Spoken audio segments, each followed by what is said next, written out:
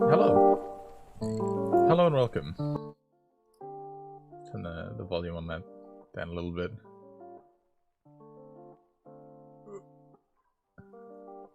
I'm on the wrong screen. What am I doing? You weren't meant to see that yet. There we go. Anyway, today, as you may have just guessed, from the title and from that, we're looking at Extinction Rebellion, which are, I guess you would say, radical climate activists. Probably be the best way to describe Extinction Rebellion. And they've been doing some stuff recently. They've been blockading roads and stuff like that. I don't want to rebel against Extinction. I want to embrace it. Low empath Wowie today. Wow. The arcs of Wowie are so interesting. You know, go through the ANCAP arc, low empathy arc. What's next? What's next for the Wowie show? But yeah, they're pretty controversial, right? Because what they do is they block roads, and people have very, very mixed opinions on if this is okay or not. You block the road, obviously, you stop like people getting to work, right? Potentially, you're stopping like an ambulance or a fire engine getting through. I think they actually let ambulances and fire engines through. But like, so goes the rhetoric, right? That be how it be sometimes. And they've recently done this again. I don't know the full story yet, because I only saw it about 10 minutes before starting the stream, but let's find out. Swapping over. Here we are. Patel, that's Priti Patel, she's the Home Secretary in England, which is, I don't know what that would be in America. She's the Home Secretary. She deals with things at home. The homeland, I guess. Patel slams Extinction Rebellion for using dangerous tactics, but says policing bill is democracy in action. So, she was trying to, can you check if the protests are organized? Because if so, you'd expect the police authorities to make diversions for traffic, ambulances, police, etc. I don't think they are.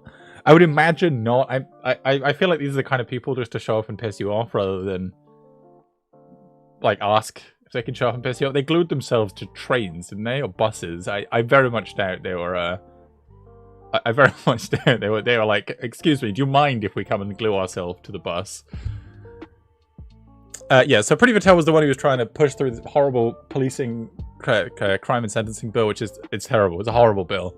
And now she's ragging on Extinction Rebellion, so she doesn't really have a a leg to stand on, because she's the one who just wants to be able to shut down any protest as she defines it as dangerous or a nuisance. Like that's specifically what the crime bill gives her the power to do. So no wonder she's against the Extinction Rebellion thing. No wonder she's against that. Let's have a look. I don't care who that is, but fuck her. Yeah, she's bad. Alright, Priti Patel, Home Secretary in England, she's bad. Alright, she's pretty authoritarian, and she's a conservative, okay? So, fuck this woman, she's bad.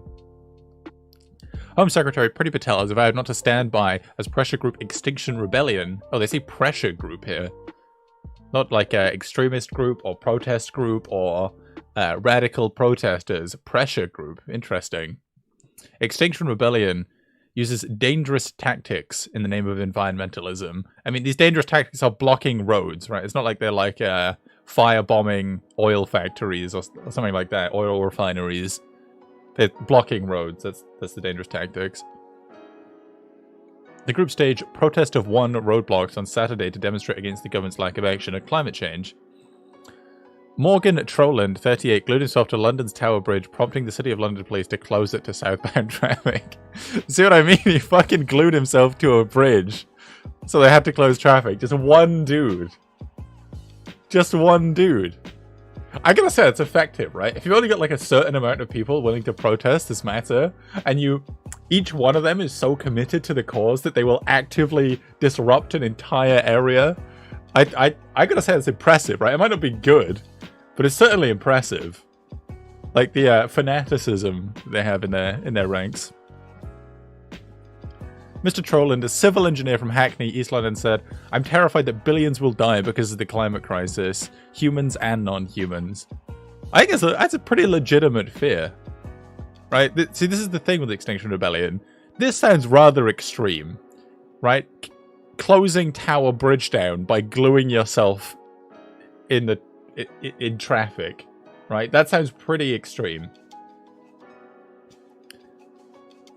But there's a pretty reasonable cause, right? I don't want climate change to kill billions of humans and non-humans. Because it will, right? The rate we're going, it will. Like, we need to address this with a heavier hand.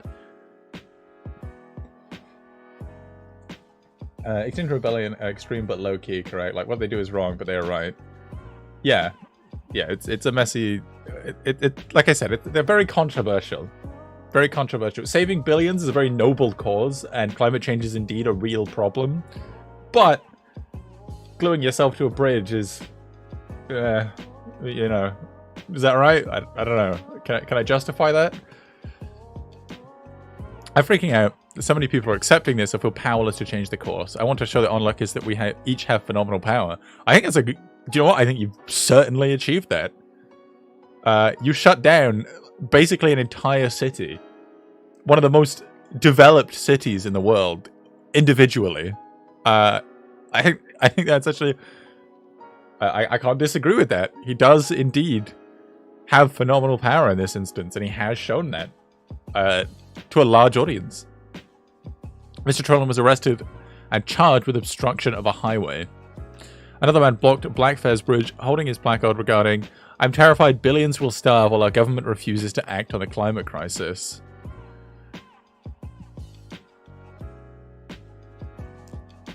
I'm freaking out that so many people are accepting this. I feel powerless. I want to show that each have phenomenal power. Oh, this is the earlier guy.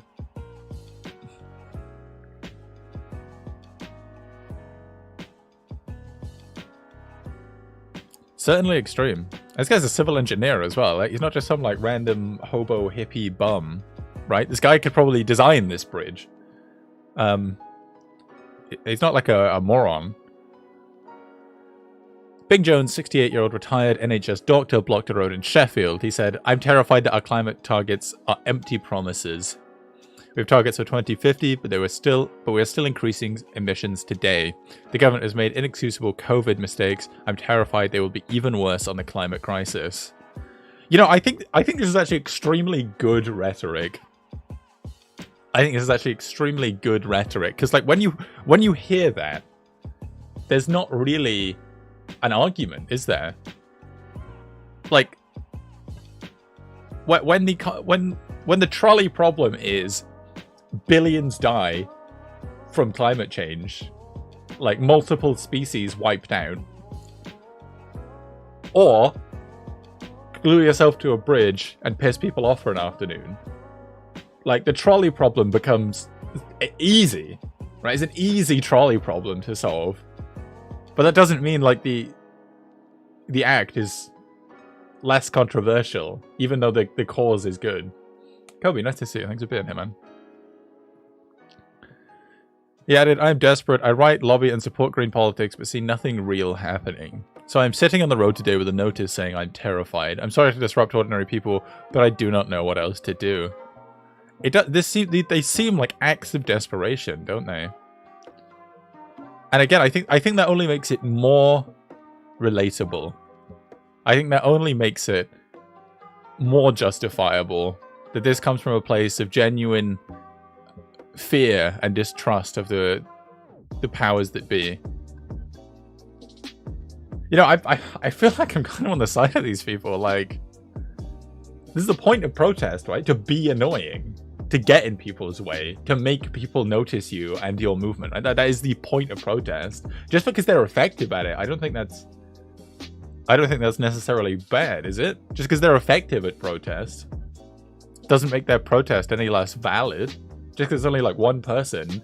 If anything, I think that makes it more valid. The point that you can make such a statement with just one simple action, I think is very effective. Shell is a petrol company. Ms. Patel criticized XR just days after 6 Extinction Rebellion protests was cleared of causing criminal damage to Shell's London headquarters, despite the judge directing jurors they had no defense in law. No way.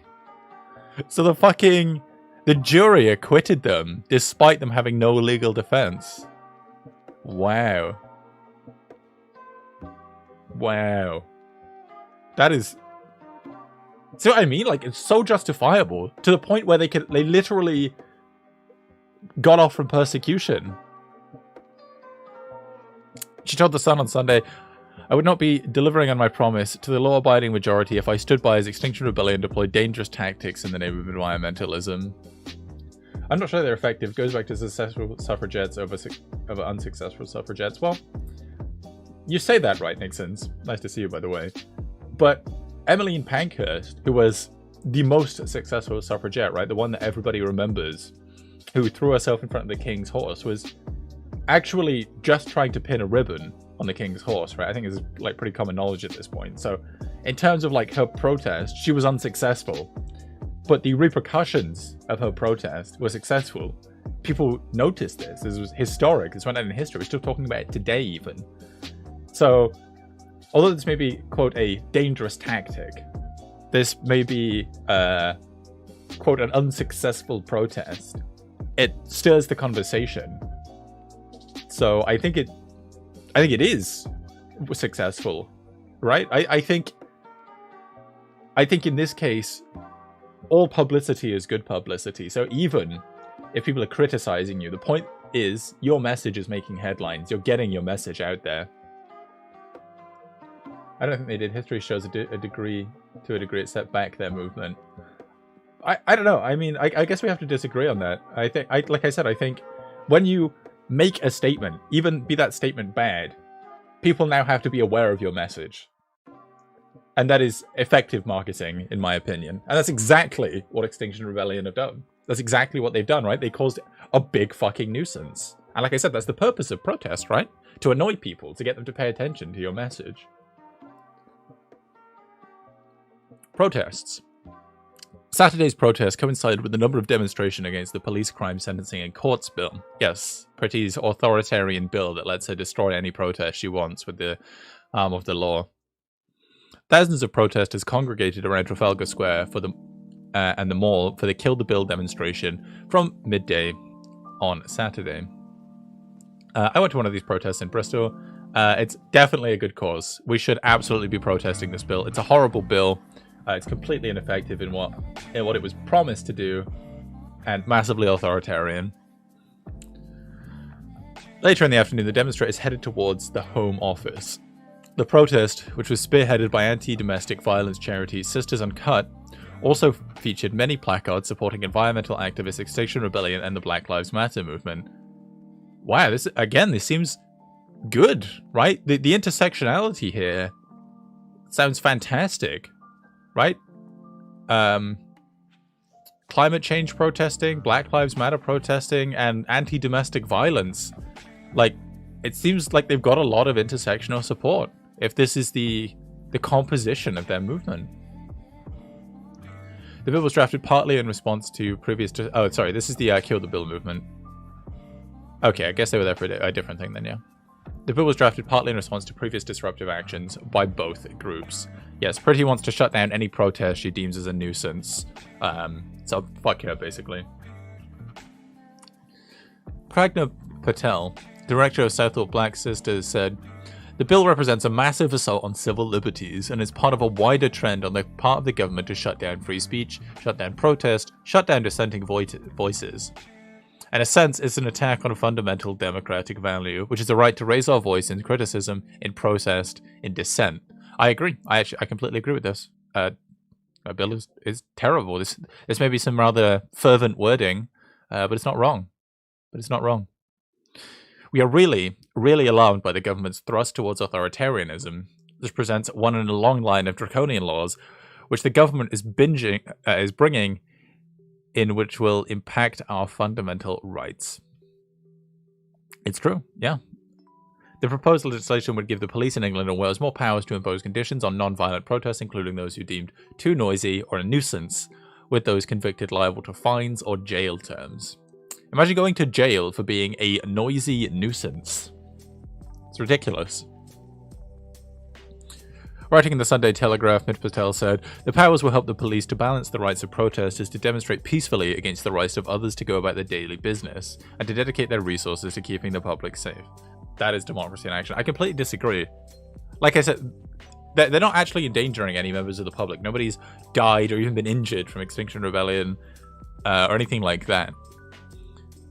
So the public are safe. So this is tagged on for PR purposes and is not actually relevant in this case at all. And the whole point of the protest is to stop people from going about their daily business, is to annoy people, is to make people pay attention to your message via peaceful action, right? By getting in their way, by being a nuisance. That is the point of the protest. So this is, in other words, just this. An assault on civil liberties, right? Well, we want you to be able to protest, but not to get in anybody's way. Well, that's the point. That is in fact the point.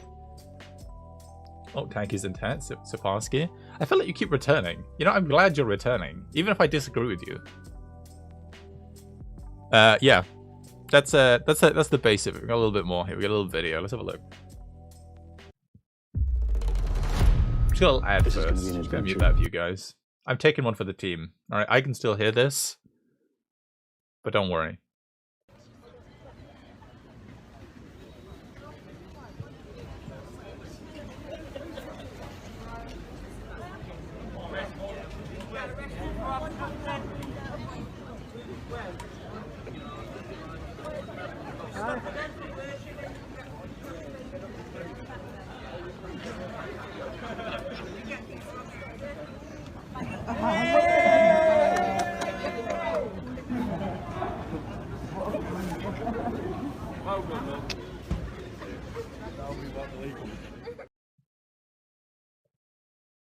I mean, I gotta say, in comparison to what we've seen, I thought XR clashed with the police a few times. I'm not sure. Let's have a look, shall we? XR, Extinction Rebellion clashes with police. Poli.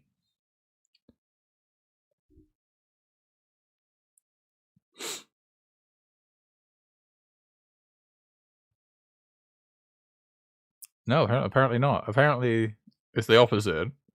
The police have been abusing their power. September 2020. Yeah, this looks about right. More than 1 year old, right?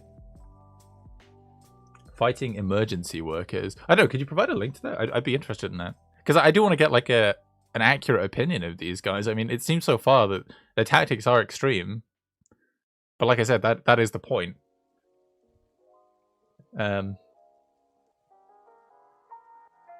I will say, right, this is a much better response than we've been seeing recently in the media to do with protests, right? They're talking to her, and she refuses to move, so they just kind of drag her off. They don't beat her senseless. There's no pepper spray. They don't shoot her. She hasn't got like a gun or a suicide vest on. It's a relatively peaceful exchange, even though it is a bit cringe.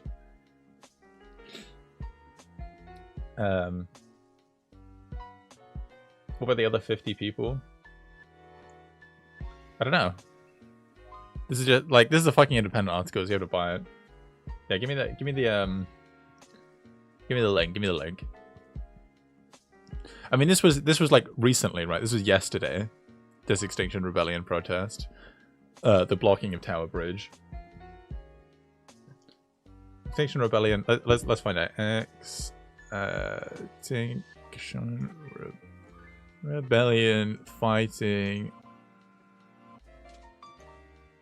emergency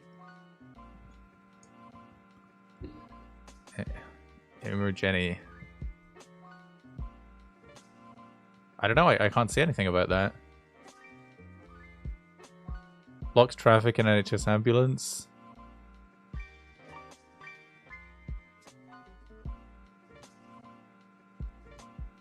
Oh, there we go. Assaulting an emergency worker. Is there not a point where the tactics are too extreme? They regard as middle-class joke among the average person. The protest was freedom anti-lockdown protest, but that shit's cringe.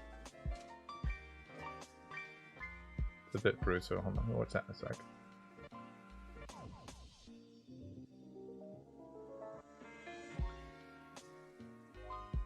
When was this? Yeah, you're right. September 1st, 2020. That's what you said. That is what you said. Who is that? Nixon. 90 arrests as violence breaks out. Sorry, to answer your question. Yes, there is a point where the tactics become too extreme, but I think that point is quite definitively outlined at violence. Right? When they become violent, when they actively start attacking people, when they start assaulting people who are otherwise just compliant in the system as culpable, rather than just simply being a nuisance. Zero, nice to see you. Thanks for being here. So, yeah, I don't think this is too extreme.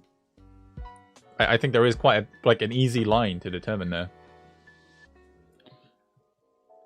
90 arrests of violence breaking out during UK Extinction Rebellion protests. Okay, this was last year, September 1st. All right.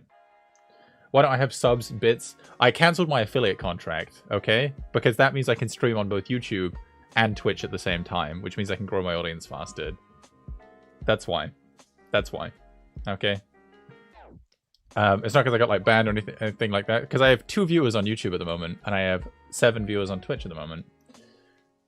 Which is great, right? That's a growing audience in both places. And I will say, if you haven't followed yet, please do follow both on YouTube and Switch. Anywhere I can support you. Just being here is all I need, right?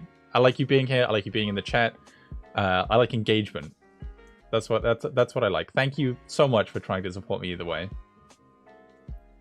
And if you're in the YouTube chat, give us a little shout out. Let us know you're here. Anyway, dozens of people have been arrested as violence broke out during the Extinction Rebellion protests in central London. Those are the campaigners. Speaking of engagement, will you marry me? I don't think my girlfriend's going to be very happy if I marry a Canadian man. I don't think she's going to be happy about that. Thousands of campaigners descended on Parliament Square on Tuesday afternoon, where they blocked roads, bringing traffic to a standstill, chanted, banged drums, and made a range of speeches. The Metropolitan Police said 90 had been arrested as of 6 p.m. for offences including assaulting an emergency worker, obstructing police, and public order breaches. I'd like to see what this is, right? Because I would consider this too far. And depending on what they were obstructing police from doing, this is too far.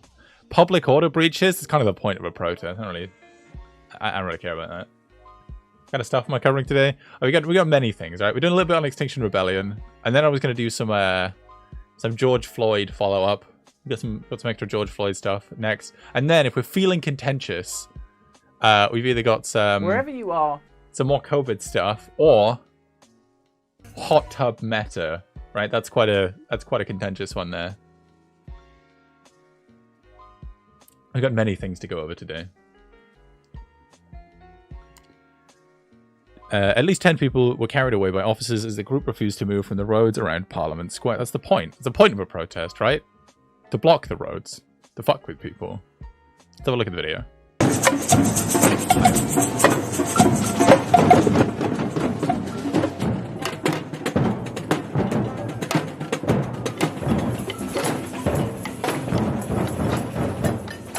You know, protests are infinitely better when they have music, all right? Like actual live music. They're infinitely better.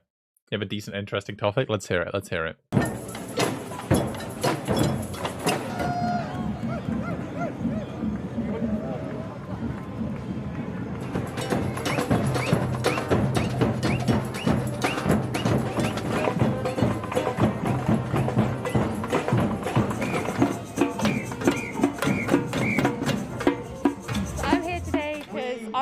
Really scared for my future. I just don't think the government's doing enough to protect my life and other lives, in the global south and also here in England. We're protesting because I have read the science, I know where we are going, and I also know how little is being done about it, despite what the governments say. I see no other way to force some sort of efforts to address the climate and ecological crisis unless I come on the streets and disrupt. I I don't think that's unfair. These actually seem like very measured people, right? There's no like lunatics like screaming about how they're going to kill Boris or anything like that. It seems like quite a measured response from what I can see anyway. Hey Serenity, nice to see you here. My favorite kind of protest, the kinds with rhythm. Yeah, we like that, alright? We like that. At least 10 people were carried away by officers after the group refused to move from roads around Parliament Square. Protesters chanted and cheered as the officers took them away to nearby police vans. Yeah, you go down a martyr if this happens to you, right? This only strengthens the cause. Video and endless social. Oh shit, what the fuck is that?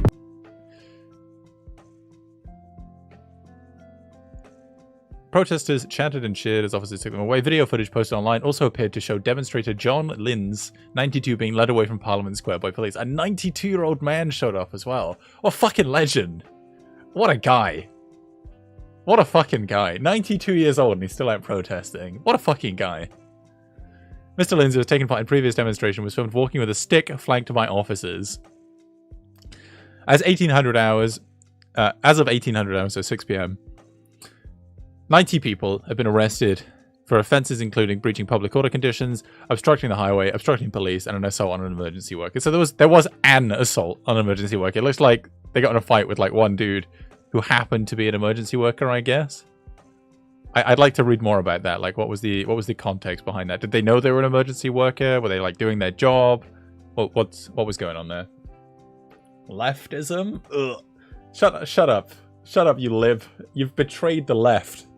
You've betrayed the left. He's taken the lib pill. He's taken the lib pill. I understand why Internet Gas took the lib pill, okay? I understand. The lib pill was an understandable pill to take. But beware, the lib pill is a small amount of coke, okay? It's nice to see you, Internet Gas. Thanks for being here. Hey, and Tara with the host. Thank you. Thank you so much, Tara. It's great to see you. How are you? Thanks for the follow, Wing the Ultimate Nug. The force on Tuesday night said the same conditions would be imposed on further demonstrations planned for Wednesday. Campaigners enjoyed a carnival-like atmosphere, waved flags and banners as they demanded the government take climate crisis seriously. I don't know about you guys, right? But from that footage and from this description, this doesn't seem like some like evil organization to destroy the government and seize it in the name of eco-fascism. Right? They're having a little song, a little dance. A few people got carried away. I guess one person got in a fight, or like a few people got in a fight, but that was about it. I mean, this is just like normal, right? When you've got like a whole bunch of people in one area, it's likely that a little bit of violence happens. Even though it's not good, right? Not condoning this. I don't think XR have some nefarious intent. I mean, it doesn't seem so, right? Blocking the road is not exactly like firebombing the Houses of Parliament, is it?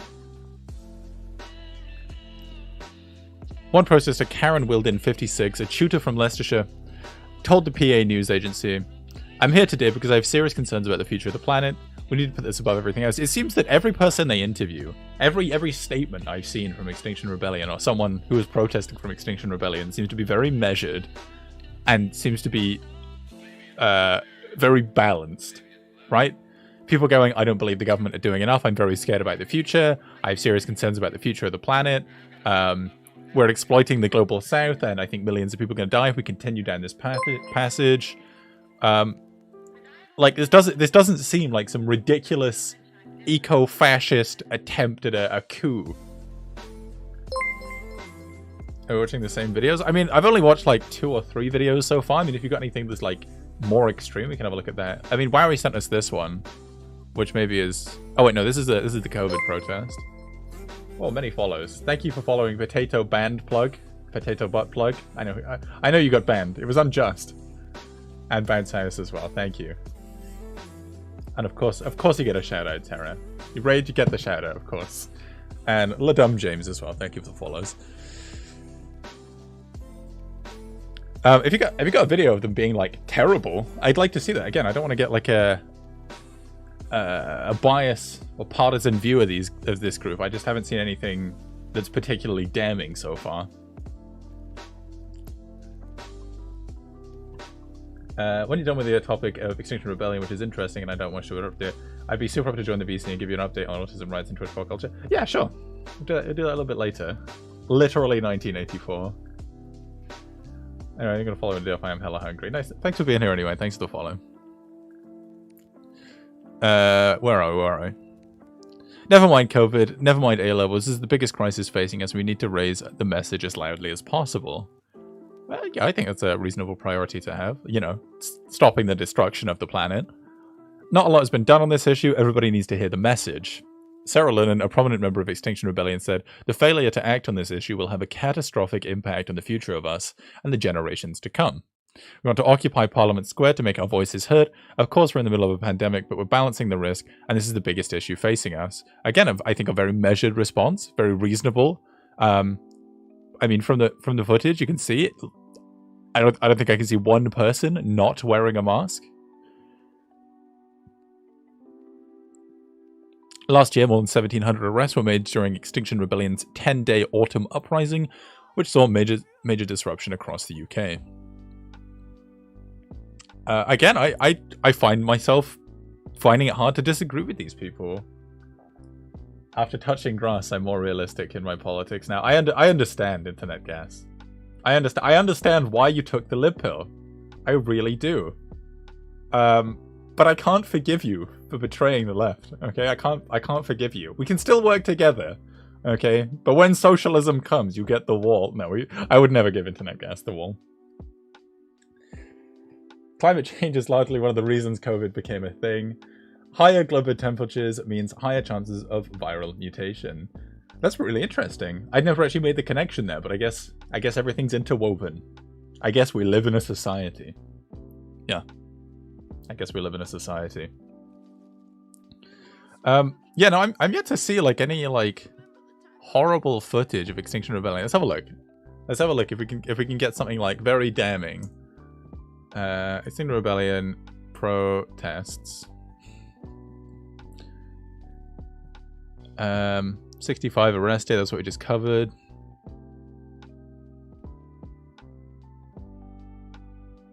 Extinction Rebellion protesters dump fake coal. Again, this is not exactly violent, is it? This is not like property destruction or like they're not beating anybody up or anything like that.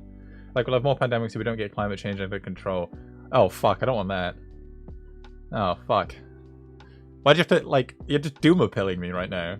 This is some horrible black-pilling, Serenity. Why? Why? Hold protest outside of bank. Again, they just looks kind of sat there. Maybe shouting a bit.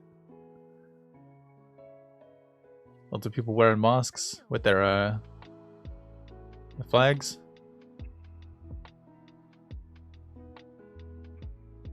And climate change wreath at cenotaph. Again, I think quite respectful. Quite respectful. I mean, hanging a wreath is generally a sign of respect. I'm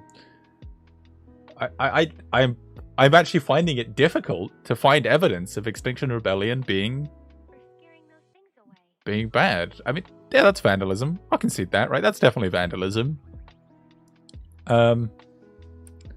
This didn't even get much of media attention, so it's probably unjustified. I understand like the point of it, but it's I'll concede that's bad, but that's all I've seen so far.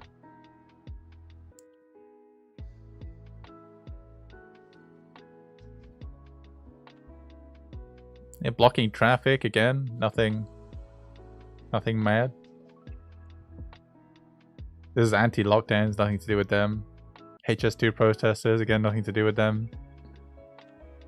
I'm not saying anything particularly damning, really. Alright, hold on. Where were we?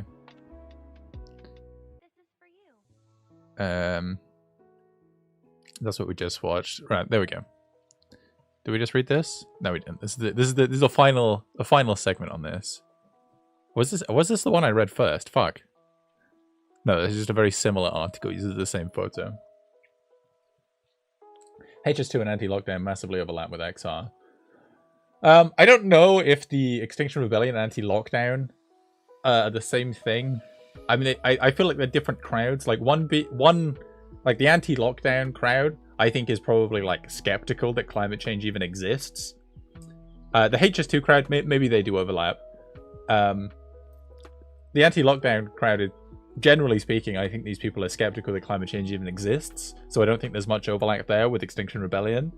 The HS2 one I could definitely see, right? Like, it's like a massive train that obviously pollutes and goes through a lot of green areas. So I could see HS2 overlapping. Right, we'll just skip past the shit that we already know. The protest began at 11 AM, 2 years since the Parliament's declared the climate emergency. Anti-lockdown isn't just right-wing nut jobs. Not just, but it is a majority. It is a majority right-wing nut jobs. That I will concede there are some people who just don't like it, but like they're all just like COVID denying dumbasses, mostly. I mean, I don't know. Did you see recently the Keir Starmer thing? Get out of my pub, and the dude was like, "You supported lockdowns," and he was like, "Yes, I know." And the guy was like, "That's because you hate the businesses." And he's like, "No, it's 'cause I don't want people to die from COVID." I mean, it's difficult to understand the composition of these things, but I at least, personally, I see a correlation between right-wing values and anti-lockdown protests. Mr. Trolland, a civil engineer from Hackney, we already know that. This is the Blackfriars one. Terrified billions will starve while our government refuses to act on the climate crisis. There's another one at King's Cross. I mean, it's basically all the same stuff. People sit in the road with a sign saying they're terrified of climate change. Oh, here we go. We got the Home Office spokesperson. Let's have a look. An Extinction Rebellion spokesperson, Gully Bujak, said the government was good at generating positive headlines, but accused it of failing to have a plan to meet its goals. It's true. Boris Johnson's been pretty bad on climate change, actually. He hasn't really done anything to address it. So I'm leaving modding to Wireboy for a while. Nice to see you, Spring. Thanks for being here tonight, guys.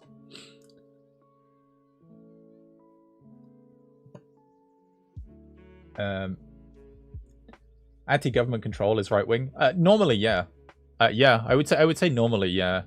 I mean, it tends to be, in my opinion at least, that right-wingers are more revolutionary or just want to preserve the status quo, right? They want to conserve the status quo, as is conservatism.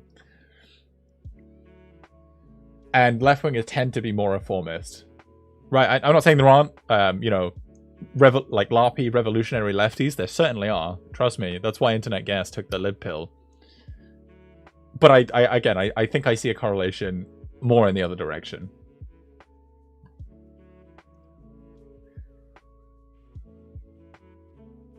I think it's shared by both extremes. Yes, but I think there are more extreme people on the right.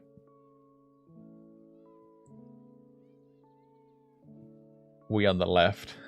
We on the left. No, don't gatekeep the left, Zeron. Don't gatekeep the left, alright? They say they're on the left, they're on the left. We can't gatekeep the left, alright? We on the left. I am the voice of the left. I'd love to be the voice of the left. Imagine that. Imagine being able to speak for the left. It might be very helpful, actually. No, not you. You were being gatekept. You were being gatekept, not you are gatekeeping. Anyway, Ms. Bujak said the UN's climate survey found that 81% of people in the UK believe that we are in a global emergency. Wow. I like that. I'm glad to hear that people are actually taking this seriously, the climate change seriously. 81% of people think it is a serious global emergency. The government needs to commission a National Citizens' Assembly on climate change and ecological justice.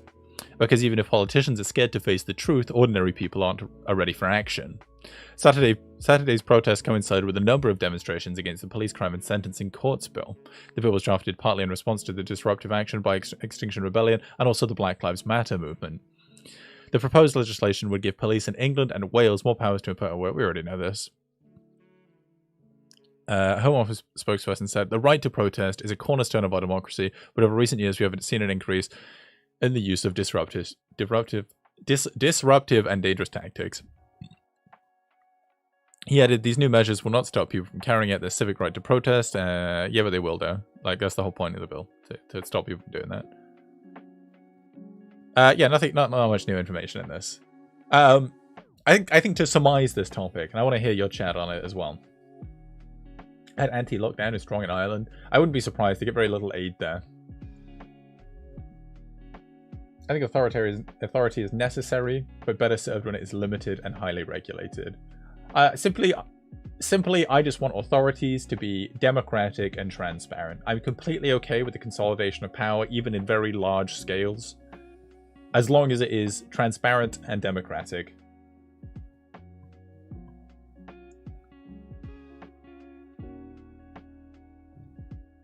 The left has typically been anti-government for obvious reasons. Well, I think everybody is anti-government, right? I think everybody is critical of the government. Everybody thinks the government is like a lot of right-wingers think like Joe Biden is like a communist. And a lot of left-wingers think that Joe Biden is a fascist, right? I think everybody is anti-government. I'm more talking about the ways in which they are anti-government. And I think the right are much more likely to have like revolutionary attitudes. And the left are much more likely to have reformist attitudes. And I'm a reformist, so obviously you know where my loyalties lie there.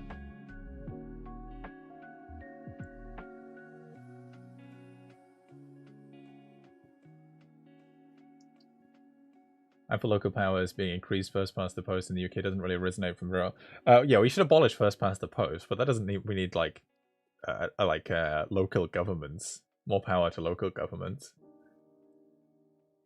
Joe Biden runs a crime cartel. Yeah, exactly. He's a communist crime boss. UK is extremely diverse in like areas and requirements. That's true, but like a governing authority can address those as like separate areas. And we can still like delegate, right?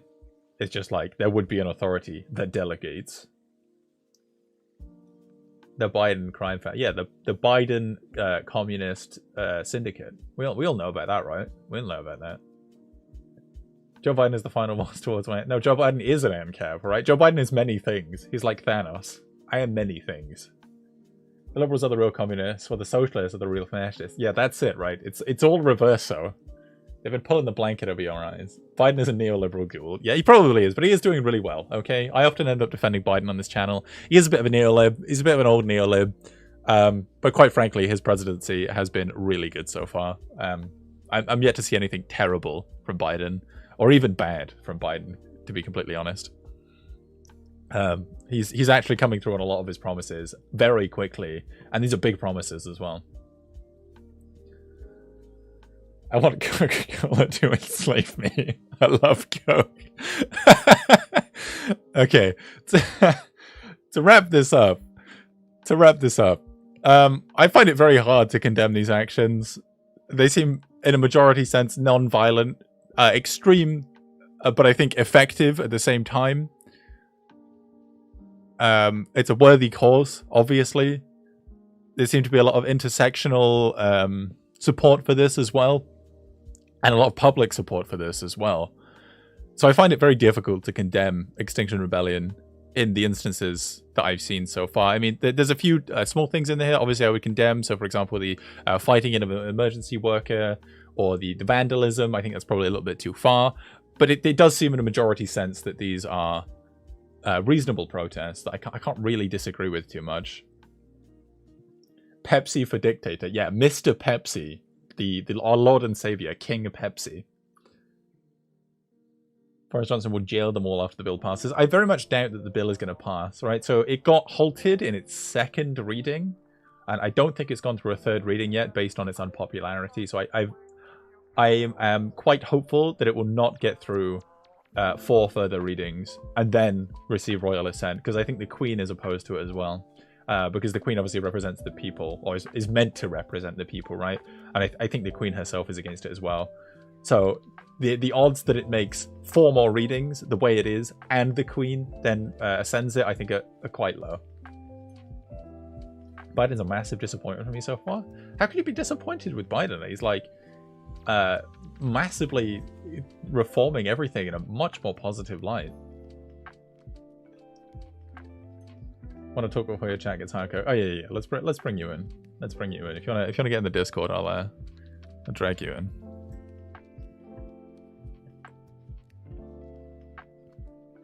He glued himself to a road because he's afraid, probably because he's more afraid of British weather. No umbrella, madman. Yeah, probably true. The Queen is for it. The Queen is for the bill. I don't know. I don't know about that. I'm not sure. I'm not sure. I'd like to see. I wonder if you ever made a statement on that. Maybe we should look that up. Queen on the kill the bill.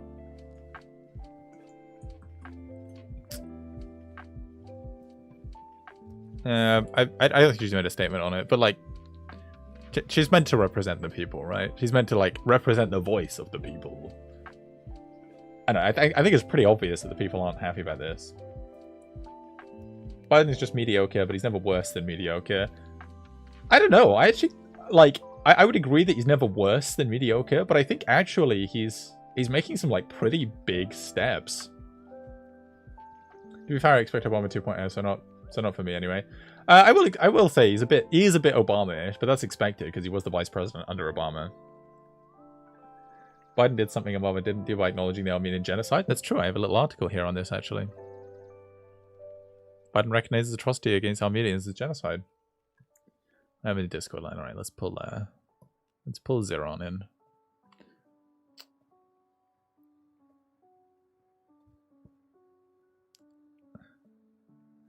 Yo, Zeron, how's it going?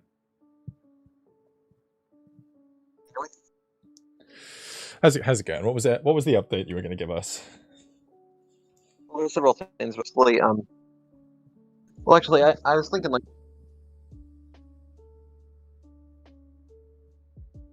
That is true. I don't think we necessarily need to support him. I don't think we necessarily need to be super happy about that, though, is the thing. Not that it's not a good thing. It is. Sorry, 1 second. It is definitely a good thing he did that. But I don't think it was necessarily out of the goodest heart or anything. I think it was just a good political move. Oh, you're talking about the Armenian genocide thing. Yeah. Oh yeah, it is a PR move, but like PR moves as well do have value, I believe.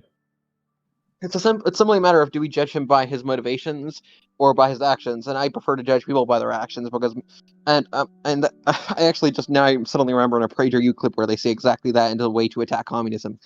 But no, I think the consequences of an action are generally more important than the intentions. The intentions only signify if something will continue. So, considering that I don't think Joe Biden's intentions are entirely for the people, I think that he's not an idiot politically, which we're not used to, frankly. Yeah, that's good. Yeah. And I think that's a good thing. Yeah. I think we could definitely get better. So I don't think people should be happy. I think people should currently be focusing on Republicans and the fact that Trumpism is still reigning supreme, and the Republican Party will recover. Well, I don't know if they will recover. They are in quite a bit of disarray at the moment.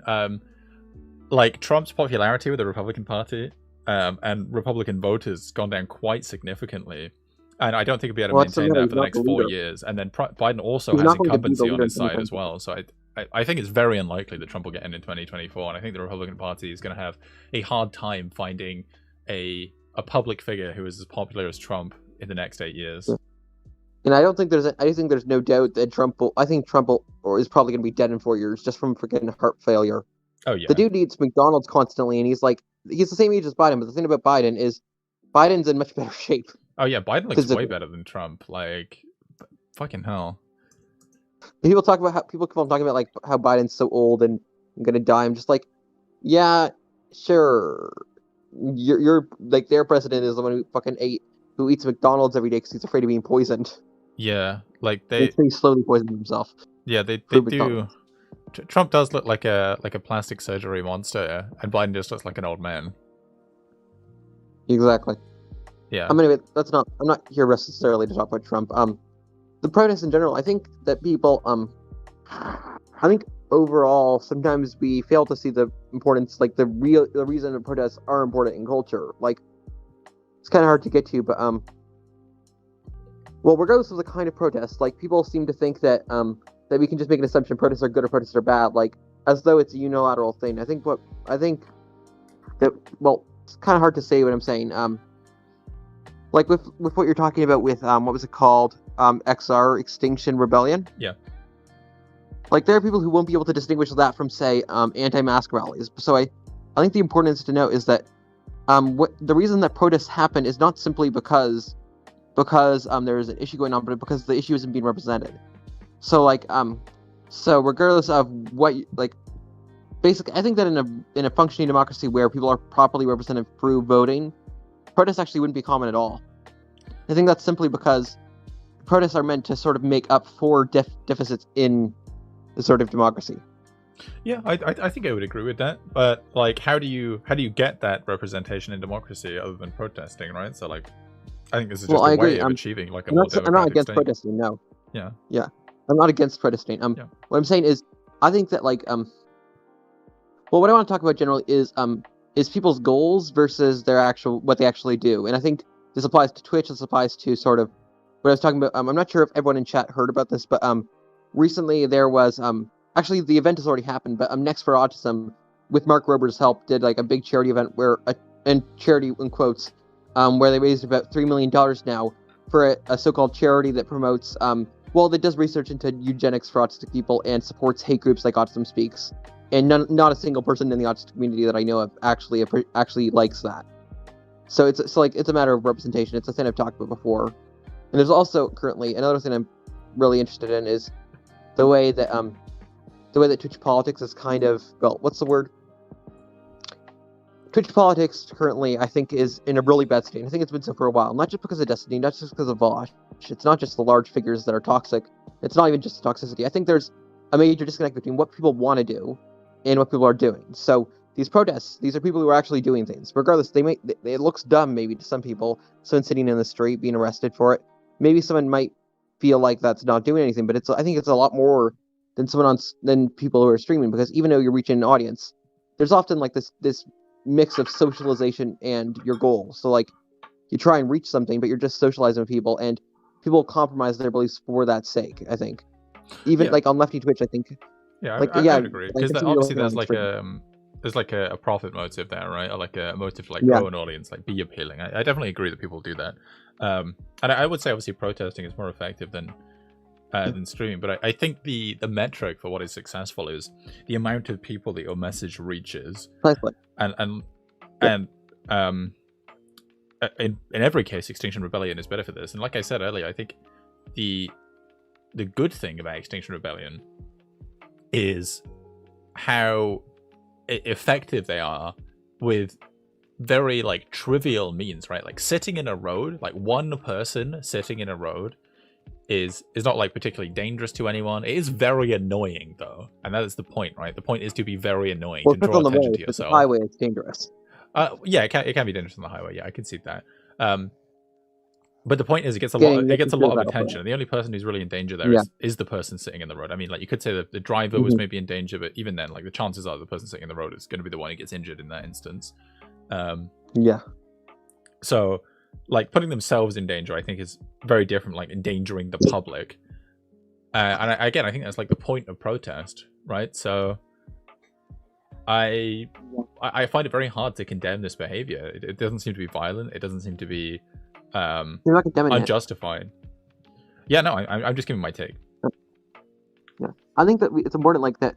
A lot of like people on Twitch seem to be kind of disconnected from sort of activist type of leftism, and I'm not saying protesting is the only way to do things. I'm one of the people who, firstly, I have a very compromised immune system, so I'm not exactly very safe if I went protesting during this pandemic. I would not feel safe doing so. So I go around signing petitions and shit online. So, but still, like I think that people on Twitch and such, kind of hard to talk about, because firstly, I'm on Twitch Politics. Like that, you are a politics streamer. I'm not trying to criticize you. I wouldn't be on this call in if I thought that you weren't one of the people who sort of cares about this kind of stuff. But what I think is that we're like Twitch is an entertainment platform, right? It's a gaming platform. It's sort of it's designed in a way that you need to network, right? It's infotainment, I think, is the like the best way to put it, right? Like it's both it's both something that is meant to inform you about whatever's going on. You know, I very obviously like give my opinion, give my spin on this. Of course, I try to make that quite obvious that like this is with my take as well. But at the same time, it is like it's meant to be entertaining as well. Like, it's meant to be like watchable. It's not just meant to be the news. It's meant to be like with a personality. And I think there's obviously like pros and cons to this. So like the pro is obviously that more people like to engage in it because it's more palatable. But the con is that you often get people who are well, they have bad takes essentially, right? And then they boost a message that is probably should not be boosted. So we get into this endless conversation about platforming, like what the Well, it's not. I'm not talking about platforming at all. Actually, that's not what I think that's been talked about way too much. I don't think that's really the issue. Well, I mean, like having your own platform, like platforming your own ideas. Yeah. I mean, not like platforming someone specifically. Like platforming other stuff. Yeah. What I mean is, like I've done a lot of networking for friends of mine, like Joe's and Sergey in the message, most of the autistic streamers who I platformed, and I probably will do so now. I just actually mentioned their names, so that kind of counts. And I've been doing a lot of that, and because, well, I'm good at it. I'm good at talking to people on VC. I go on a lot of streams, and what I notice is, it becomes like there's sort of mixed socialization and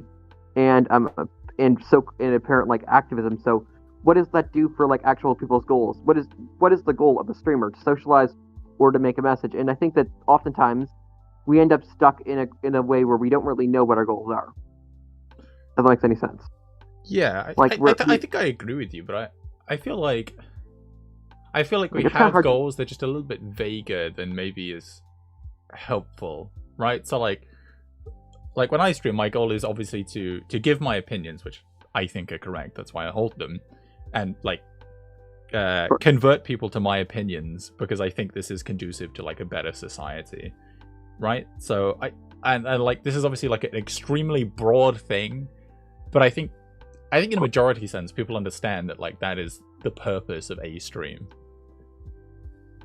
Well, here's the thing: does that purpose work, or could it be more effective? Is the question, because I think our goals are like people are goal based. Like that's kind of like again, I'm not a neuroscientist, but I actually know someone who knows a lot about that, and I've been talking a lot about sort of how streaming is impacted by how basically like again I'm not very good at speaking. I'm sorry. Okay.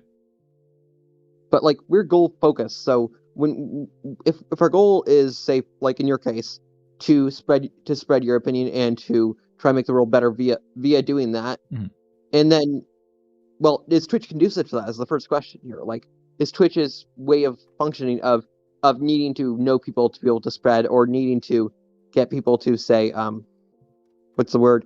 Get people to network you, getting people to spread your message. So, like, is having other people's opinions and other people's values having to match yours in order for them to spread it, is that completely conducive to essentially being yourself on a platform, especially when you get larger? Because, well, I'd say you're more of like a medium to small size streamer. You don't really have to face these issues yet. So I understand like there's a conflict of interest there, right? Of like exactly. Wanting to like keep your audience, but also wanting to like stay true to your own cause. And like they capitulate to each other. But it's very difficult to tell people's intentions in this case, and like I said, it gets into like a very odd conversation about like what is being good faith. Like, how do you know that anybody's ever telling the truth? Like, what's a grifter? This kind of thing.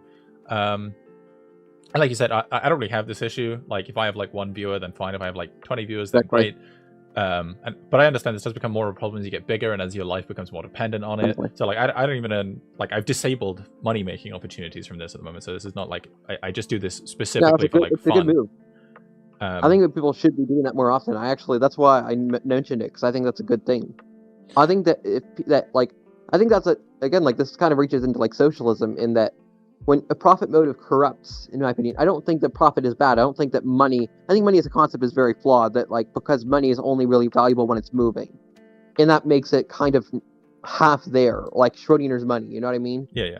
Because if you have like 20 million in a vault, then it doesn't really mean anything. So, but anyway, that's not the point. But the point is, like, I think profit motive as a concept within jobs, within streaming, especially when you're trying to present your own ideas, I think it corrupts it in a way that that is probably would you advocate for sort of like a what do they had? They had like the Greek philosophers, right? They would be given grants by the government to philosophize, to discuss. Would you want like a decommodified streaming where streamers get to apply for grants to stream? Because I think that would be quite cool, actually. Well, firstly, I'm like more of a libertarian democratic socialist, more or less. So like I still believe in markets. I still believe that profit as a concept is still useful. I just think that that when it comes to things that people enjoy, especially things that involve free speech, like, to me, free speech is not just about being able to say whatever you want. I think it's about being able to say what you want without feeling pressure to say something else. So, like, in general, I think that applies a lot to streaming, especially on the left, where people, firstly, like with Stockton Left and all that, and people calling it drama and such, even if people disagreed with what Stockton Left said, there's an innate, almost physical pressure to not actually address it properly and to simply view it as something small, because then, well, he's a lefty, he's like an ally, is kind of how it's seen. It's very tribalistic, this idea that you can't go against someone who you disagree with, even if they are on your side, and that's been talked about a lot with that. Right? It's partisanship. It's becoming a dead horse. Yeah, no. Exactly, partisanship. I really don't like this, and like I said, I think people should make like an active effort to just stand their own takes and admit when they're wrong. I'm quite comfortable admitting when I'm wrong about things, and I've been proven wrong many times on different panels over like the course of participating in Twitch, and I think people should be like ready to do that. I think that is just part of being good faith, but it's very hard to like measure this or enforce this, and like what we're talking about here is essentially like the marketplace of ideas, right? So I think this is just like it's a flawed premise, but it's the best we got. What's a flawed premise? Yeah. Also, like, you're talking about panels. Like, what do you think panels do for like representation of people, especially when it's like if like the subjects say trans people, which is often a subject on panels? Yeah. Do you think that that helps trans people or harms them generally? Like, and I'm not going to correct you. I'm not like asking for a correct answer. I think it really depends on the panel, right? So like, I think we should be engaging with things on the merit of their ideas, right? So like, even though I'm like a white straight cis dude, right? Maybe I have some like incredibly correct takes about systemic racism, right? Trans people or anything like that, like some like that would be helpful for trans people. But going back to this, what you said the other day, like nothing about us without us, like this information does have to come from the people who experience these issues, right? And I'm simply just a mouthpiece for these issues. So depending on sort of like the information that's being put out, I think is the relevant part, rather than the person saying it. So, you know, in some panels this is great because you got like people are very based and like they have great opinions and like they put it together very well and is well evidenced, and it's like comes from like a genuine source, genuine place. And then in other cases not so much.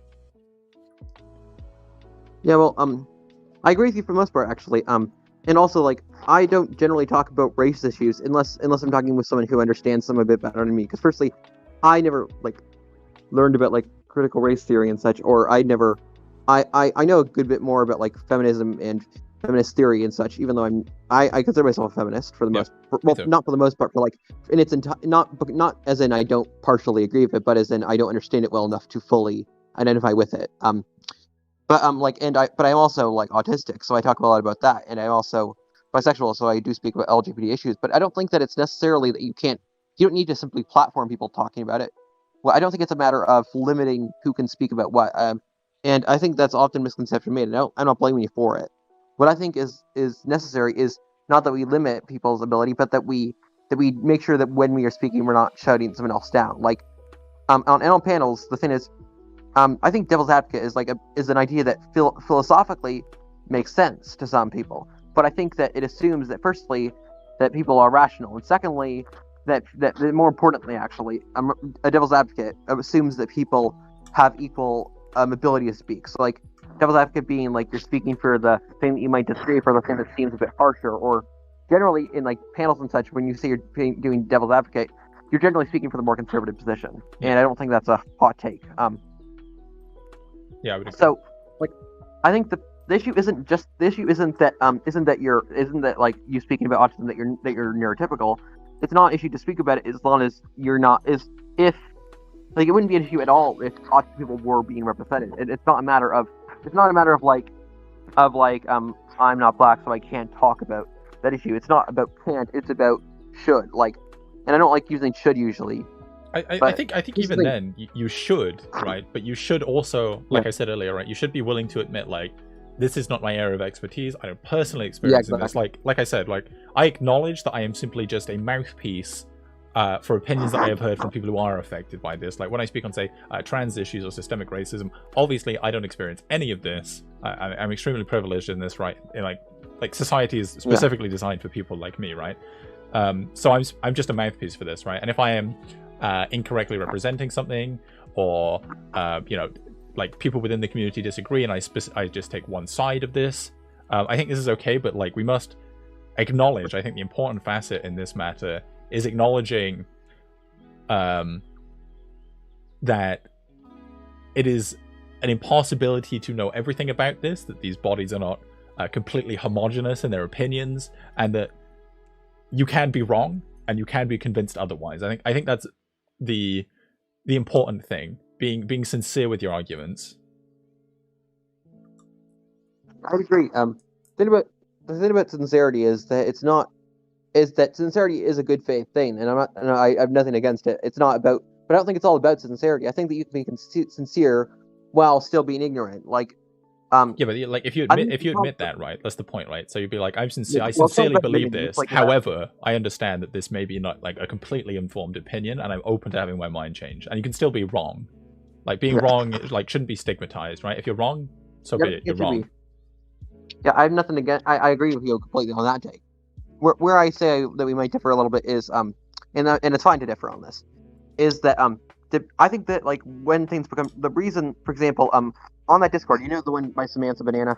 Yes, the Twitch Politics Discord. I was on that Discord, and so was a friend of mine, Jane, and several other people, and we've all left it, and we're all autistic, which is sort of a coincidence, but all of us have left it. I specifically left it after basically telling everyone in there that they were hosting predators, because there are predators on that, like not literal child molesters, but people who are who do sexual harassment on the internet and dumb shit like that. Mm-hmm. And I mentioned that, and I kind of got laughed off. So, and because like it's a safe space. What is a safe space? It's kind of saying that we need to talk about, because a safe space for everyone is kind of not really a thing. I agree. Yeah. People talk about like well, I think kind of the motto of that Discord that was created by Samantha was it was that in order to prevent drama, which is a horrible word I think on Twitch, it's used way too often. In order to prevent drama, that we need to resolve our grievances together, and that way we can be all like happy, lovey-dovey, and all that shit. So I think there's a huge issue with that, in that we should, firstly, many ideological issues are not resolved by simply getting along. For example, a Nazi, any actual Nazi or neo-Nazi will not be able to reconcile their differences with a Jewish person without actually stopping being a Nazi. Yeah, I would agree with that. Yeah. So I know that's a very major example, but another example is like non-autistic people talking about autism and saying like, well, like I've had a lot of people tell me this, and I don't blame them for it, but people asking, well, isn't like eugenics towards autistic people, which is, by the way, for anyone who doesn't know, there's currently funding being done towards how do I say this? Basically, funding targeted abortions towards autistic people by testing women to see if the child have autism. This is already being done for Down syndrome in New Zealand and other countries, so it's not science fiction. And there's a lot of money from like the recent thing that I was talking a lot about, Curler of the Spectrum. It happened yesterday, and so it happened on the 30th, and it made $3 million. $1 million of that is going towards autism-supported charities. The other $2 million, we don't know where it's going. We just don't. Damn. The majority, 2/3 of the money made from that program, we don't know where it's going, and it doesn't have to go towards autism-funded charities. That's because a bunch of ignorant people spent a lot more money than they should have at all. There shouldn't have been. I think that generally, if a group is going to do some help but a lot of hurt, and trust me, eugenics and spreading money towards hate groups is a lot of hurt, I think that we shouldn't be supporting that. So how does that relate? I don't think the issue is that these people hate autism or people with autism. I think they have horrible views towards it. Like there was that interview. I'll actually repeat it because it's very good to sort of show a viewpoint that even my own parents have this viewpoint at times. My dad simply didn't believe I had autism, which was pretty shitty, but I don't really talk to him. But and my mom sort of has the similar view to this, but let me repeat it. This is from the two founders of Next for Autism. In 2006, they were doing a documentary, Laura and Harry Slatnick, and they said this about their son. And just for anyone in chat, I know I've already told you this. They said, we put locks on all the doors leading outside because we didn't want David possibly going into the pond. David's an autistic son, by the way. But there were times when he hoped he did because he wouldn't want him to suffer like this all his life. And then when she was criticized for that way later on, she just responded with, "Since then, we've spoken to many families who say we all share this hidden dark thought." So like, and I've had a lot of non-autistic people saying, "Well, why is that horrible? Why is it that we can't advocate to understand the stresses the autistic parents face?" Well, here's the thing: autistic kids don't talk about that they wanted to kill their parents. I have at no point in my life fantasized about killing my mom or my dad. Never.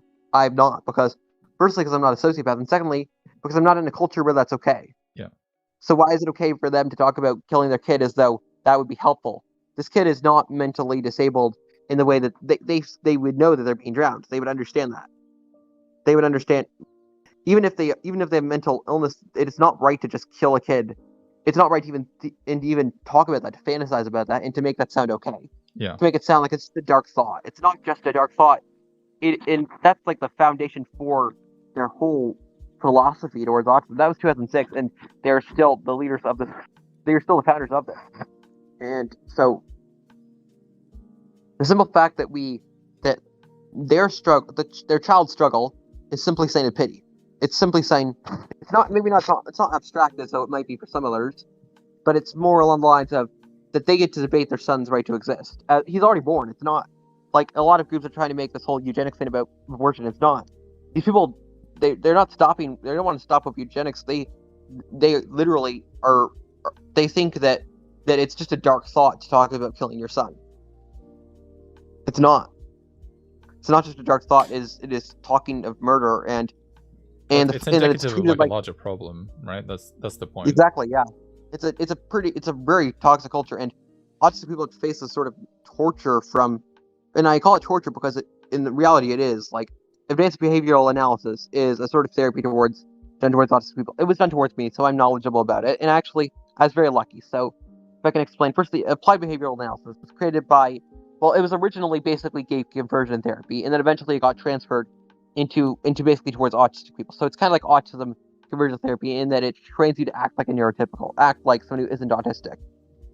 And when I was way younger, like 3, 4, and 5, I didn't speak much. I repeated things. I would see something that like I'd see like a truck and I'd repeat the advertisement, or hear something on the radio, I'd repeat it, but I wouldn't actually have conversation. And that wasn't and I got really lucky though that for me applied behavioral therapy actually worked. You hear me, I'm speaking, but I also really, really hated myself after that because it is assuming autistic people are inherently suffering is problematic. I just saw that in chat. Yeah. The idea that firstly my life is better off because of it, and I'm lucky. But know what I heard? And my mom was obviously biased because, well, she kind of had a son that could now function properly. So that is definitely a good thing. Even though I already knew English at the age of 2 and all that, I had definitely good things. But it was a good thing on that side. But she who's biased towards liking applied behavioral therapy for obvious reasons, or applied behavioral analysis, said that all the other kids there were like jealous. Well, not the kids, the parents were, because for every other kid, the kid left there crying, and it didn't improve them at all. I am the 1% of people that had any success with that, and I've been like told when I'm talking about this that I should be like supporting it because of that. I've had people tell me that, like, well, aren't you an example of it going well when I criticize it? Just because I was lucky enough to not be. I agree. I agree. It's the same. Like it's the same thing. Like people be like, "Well, you have all the opportunities in this system." It's like, well, yeah, but that doesn't mean it's a good system. Like just because it works for like a small population and that you happen to be part of that population doesn't mean it's a good system. Exactly. Yeah, I wouldn't call it privilege. I'd say that I was probably in the right mental state to be able to succeed at that. Yeah. But the fact is that I don't know how it madly affected me, because afterwards I struggled more than I did before with social skills, with feeling horrible about myself and my autism. And I don't know if those things came from it, because guess why? Because there's no actual transparency into it. It is still based on gay conversion therapy, and until very recently, I believe it was like 6 years ago, they were allowed to hit the kids in order to get them to behave better. I know, like you can look into it, and I was conflicted about this at first, but I heard about how bad this was. But the reality is, I got lucky, and that doesn't mean that I need to support what's hurting other people just because I got lucky. Yeah. But then you get all these parents who are like, well, my kid functions properly now. Yeah, they function according to your standards, and you could have done that a lot better. There are ways it's like training a dog not to bark by putting a shock collar on it. Yeah. That's not humane. Yeah. And I don't. And I'm lucky that I still that I function normally because, well, I have to function normally to survive in this system. But there are nonverbal autistics on Twitch, on Twitter, and these people use like text to speech and such, and they are okay. And you know why? Because they didn't go through ABA therapy and have to deal with being treated like they have to be different than they are. And I don't know how badly that affected me. I've had a lot of issues with like feeling, what's the word? I've had a lot of issues with feeling abnormal and feeling kind of defective.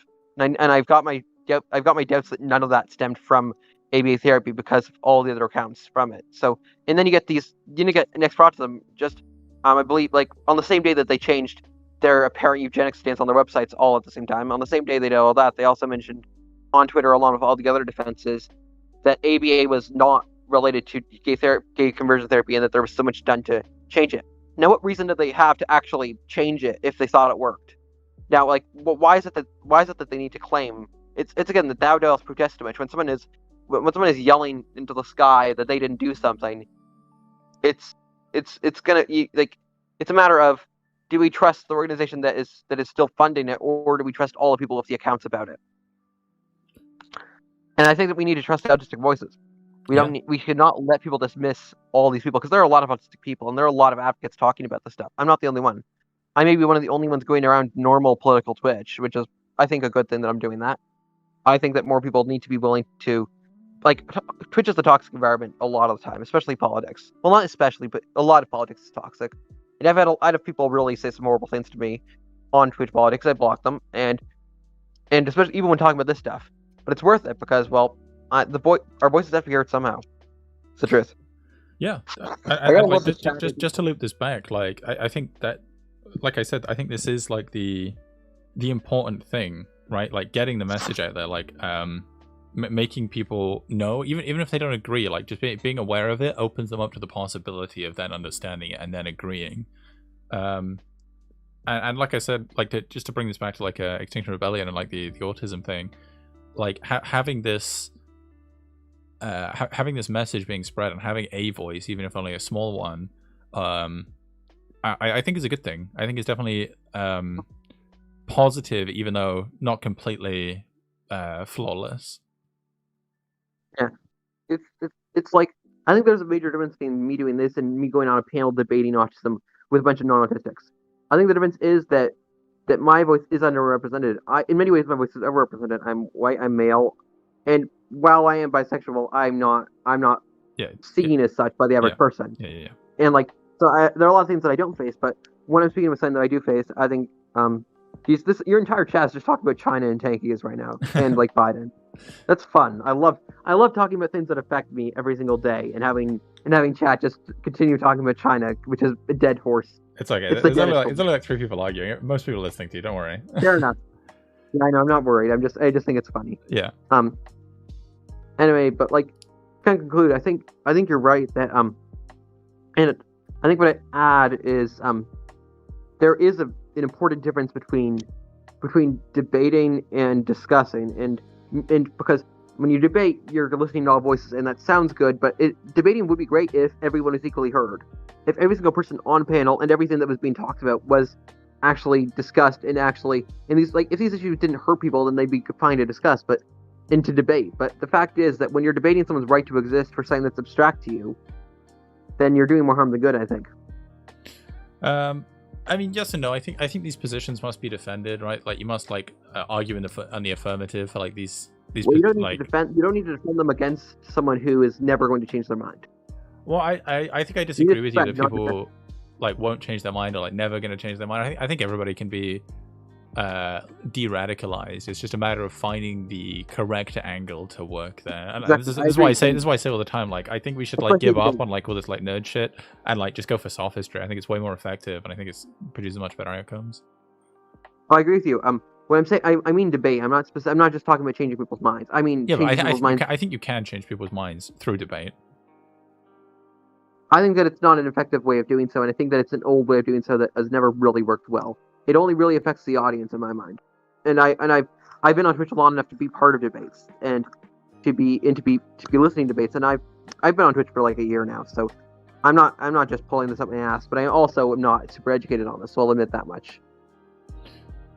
Yeah, no, I understand what you mean. Like, it's not the most effective for everybody. It's not like the best, but like I said, like it's about finding the best way to convince people, right? And I think sometimes that is like a dunk lord, debate debate. Sometimes this is just like a chat. Sometimes it's listening to those voices. Sometimes it's listening to somebody else tell you the message of that thing, right? Listening to someone you trust telling you the message of that thing. But like overall, I think sort of like the Twitch space encompasses these things. Maybe not in the correct proportions, but like I think there is a space on Twitch where you can find these things, and I think it is actively a force for spreading your ideas and like de-radicalizing people from otherwise bad ideas. Yeah, I see like chat talking about like how they've changed, and I understand like these are experiences and they are valid. What I'm more saying is that is Twitch genuine debate though? Like your friend, like I'm talking to Serenity here. If your friend, firstly they're your friend, and that's very different from the adversarial type debate structure on Twitch. And secondly, it was a year long of genuine. Like that's very different from I think a panel type situation. I guess, yeah. But like even then, like just because like that was the instance that convinced her, I don't think that is like that. You can be convinced via panel. I know I've definitely been like. I've watched a panel myself, and like again, this is just how I work and like how I'm convinced by things. I've definitely watched a panel, and I've been like, right, I think I believe this about this, and then I'll listen to the debate, and I'll be like, no, I've changed my mind. These people are correct. Like, actually, this is a much better position. For the audience, yeah. Yeah, like I said, it's different strokes for different folks. So like if you're not convinced by a debate, I don't think there's any like harm in that. But if you are convinced by a debate, then obviously that's good. And maybe a debate solidifies you in your position, which I guess you could say is negative, gives you like more talking points against that. But if you are like fundamentally wrong, then I think you can be argued against. And if debate is the thing that like, either like solidifies you into your position or moves you from your position, I think that in the end, the correct position will win out. I don't think so. I think that's where we will disagree, and I don't mind that. I'm not here to debate about it. I'm here to sort of just make sure that I'm just here to get my voice heard and to sort of try and show a different side than is usually seen on Twitch, because you don't usually get people on Twitch politics talking how bad Twitch politics is, right? Oh, I don't know about that. I think everybody bitches about Twitch politics all the time. I don't know how much on Twitter you see this, or like how much like fuck it, people complain about the meta all the time. It's like 50% of everything I hear. Yeah, that's why I boycotted all big streamers. Any streamer that has an average over 100 viewers that I don't really super like, I don't watch, because I am not okay with like supporting a status quo where only a few people are succeeding. I agree with that. I think this is probably before you started watching me, but I had a take on like how raids work and like Twitch viewership economics, which is I don't know, I guess a phrase I've coined. Yeah. And like how it all feeds upwards. It's like a trickle up system where you raid into somebody bigger, they raid into somebody bigger, and you all do this for like notice and like hoping that they'll notice you, and like it consolidates basically all the power into like Hassan and Bosch and Destiny's pocket. Yeah, I think I just had a light bulb moment. Like if we are functioning like within a capitalist system, again, that we live in a society argument, it becomes a lot more difficult to actually separate ourselves from that in order to provide leftist argument. Like, how can you advocate socialism when the only way to gain traction within that is functioning in a capitalist way? And I'm not blaming people for functioning within capitalism. You have to. I'm not mad at any communists for asking for lunch money. Like anyone who argues that like, oh, you have a house, therefore you can't be a communist. That's dumb and bullshit. That just like no. Argument, yeah. That's not my point. iPhone is when capitalism. Yeah. I think that it's more importantly is we need to note that like what you did with. I think I'm really actually impressed that you are like I know it's also for like a practical reason you not monetizing your Twitch, but I think that's very useful because this way you don't necessarily have an unconscious or conscious need to compromise yourself for profit while trying to advocate against that idea.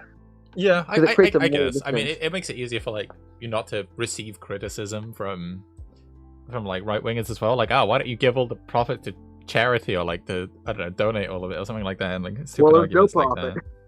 But Yeah. I guess I think mean it's a good way to be. it is more I of a think practical that- decision on my part, but I think people, like I said, people just need to stand their own opinions and like understand like if they're wrong, just to admit that they're wrong, and that that's okay. And I think a broader cultural shift needs to take place surrounding this. So like when somebody is wrong and they say, "Do you know what? I was wrong," a lot of the time people are like, "No, you have been excised from the left. No."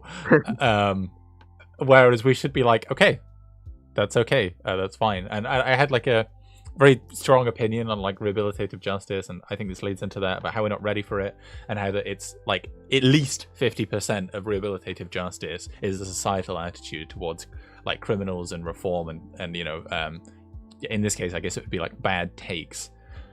And I don't think we're ready for that, and I think a lot of people are very high and mighty about rehabilitative justice, but when it comes down to it, they are just as vitriolic and punitive as what they advocate against.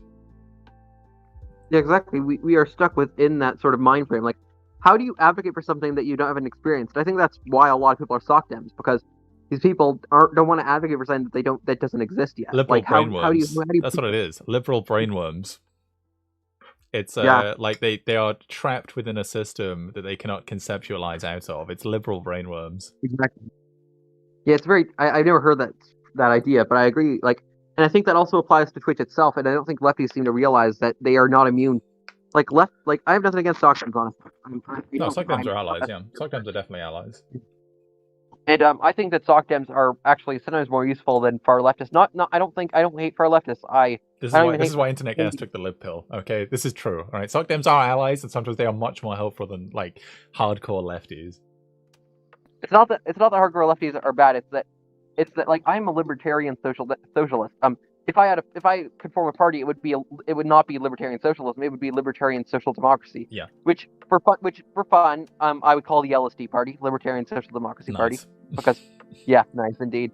But anyway, like my point is, if I was creating a party in Canada, for example, it would be further right than I am.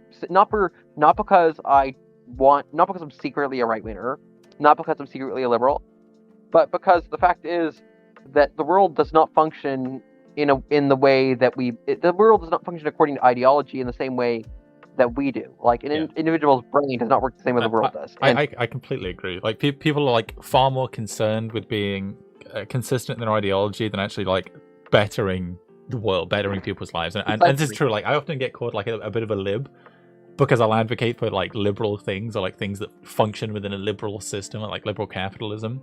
And it's like, well we are currently in a liberal system. Yeah, it's like, well, I want to make things better. Like, the alternative is like, what, revolution tomorrow? Like, don't be stupid. Like, just because ideologically I'm more left than the things I advocate for doesn't mean that the things I advocate for aren't going in that direction, right? Yeah. Some matter is that we have to. I often talk about cause and effect, and like we can either deal with the cause or the effect, and oftentimes it's a lot easier to deal with the effect. It's easier to take a painkiller than to go to the doctor. Yeah. And I think sometimes it is necessary to take the painkiller to deal with the effect. Like if the effect is something about taxation, well, the cause is capitalism being really shit, which it is. But it's easier to just fix that tax loophole than it is to completely tear down capitalism. Yeah, and I think that I think also I've used this for a democratic lens, and the fact is the majority of people are not leftist in the same way that I am or you are. Jesus, I can't speak. But like. I don't think that means that leftism is bad, not whatsoever. It doesn't mean that my ideas are bad simply because people disagree. It just means that changing the world by force is not a smart move.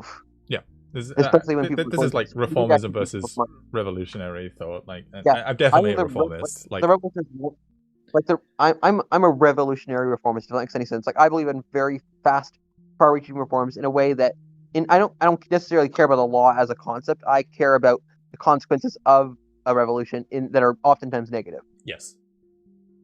Yeah. Like the revolution is won in the hearts and minds, and the fact is the left does not have the hearts and minds right now. I agree. Yeah. Not in America, at least. So that's why I think for reaching out to righties in a way that's actually treating them as humans, because how are you going to get someone who is a racist or a bigot to treat people like humans without treating them like a human? I don't know. I'm not gonna lie. I do like dunking on right wingers and just taking the piss out of them. Yeah, I don't blame you. That is really fun. But at the same time, I do agree that we should be empathetic in our approach to right wingers. Like, you should be good faith to the point where you can no longer be, and at that point, I'm okay with you just. Yeah, I don't blame you. To be honest, like I remember the other day, I was talking to some like dude in Pisco's chat about the like stolen election, and like I was really good faith with him up until the point where he just started getting conspiratorial, and then I just started laughing at him. And I think that's all we can really ask, right? Wait, did you just say Peacecraft's Discord? No, Pisco. Thank God. Okay, Peacecraft. If you've ever heard of him, yeah, I know who Peacecraft is. Yeah, he's a civic nationalist. Quote. Yeah, I debated with him on Tiberius' stream, and I was like pro affirmative action, pro LGBTQ rights, and saying that like he is like pro nuclear family and shit. And I'm just like, and I debated that, and Tiberius just said that I was worse than a Nazi, that he wanted to do all the TOS things to me, and he said that exactly. Like he wanted to avoid getting a ban or anything. He literally threatened me. And then he banned me from his Discord and his Twitch. Oh yeah, everybody got purged. I got purged from the Tiberius Discord as well. Order 66. Yeah. Yeah, what a fucking centrist, huh? I know, radical. Radical. The civic nationalist song. Yeah, radically centrist, obviously. That guy totally isn't a fascist. But it's so fucking funny that like that's the kind of person that's being platformed on Sam's Discord as free speech. It's not free speech if you're going to claim to be what you're not. I think free speech is more about authenticity than it is really about what you can say and what you can't. Because like if that makes any sense, I think a bad faith speech is not actually free speech. I guess. I mean, like, I feel like you should have the freedom to, I don't know, like, be disingenuous. I guess. I just don't. No, think I'm not saying you can't be. I don't mean that you should be prevented from it. I mean that it's not the kind of speech that actually like if you simply put it simply, a lie is not protected on free speech in my mind, because a lie is not representing trying like you're not being oppressed if you're prevented from lying.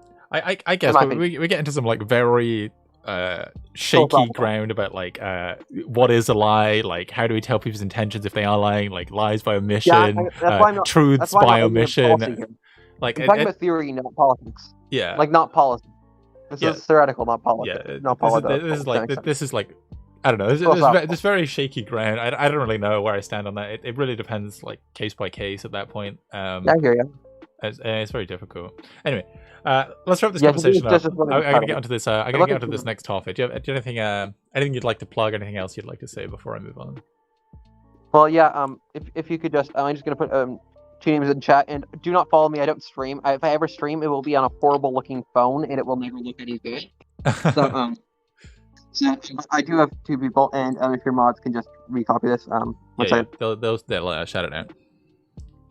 And just by the way, these are both autistic streamers, and a lot of you have actually make lies illegal. Brilliant. 1 second. Oh, also, I almost forgot.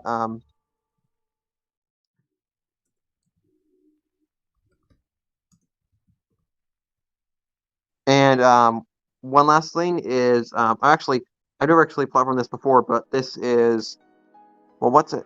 1 second. This is actually Jane the Message's Discord, who, by the way, she is she's one of the main autistic like advocates on Twitch. Yeah, of course, Tara. Anyway, are you still there? Yeah. Okay.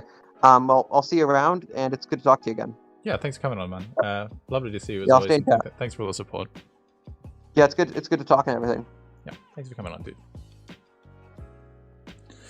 Always nice to chat with Zeron. We like Zeron here. Very good member of the community. Good faith. We like Zeron.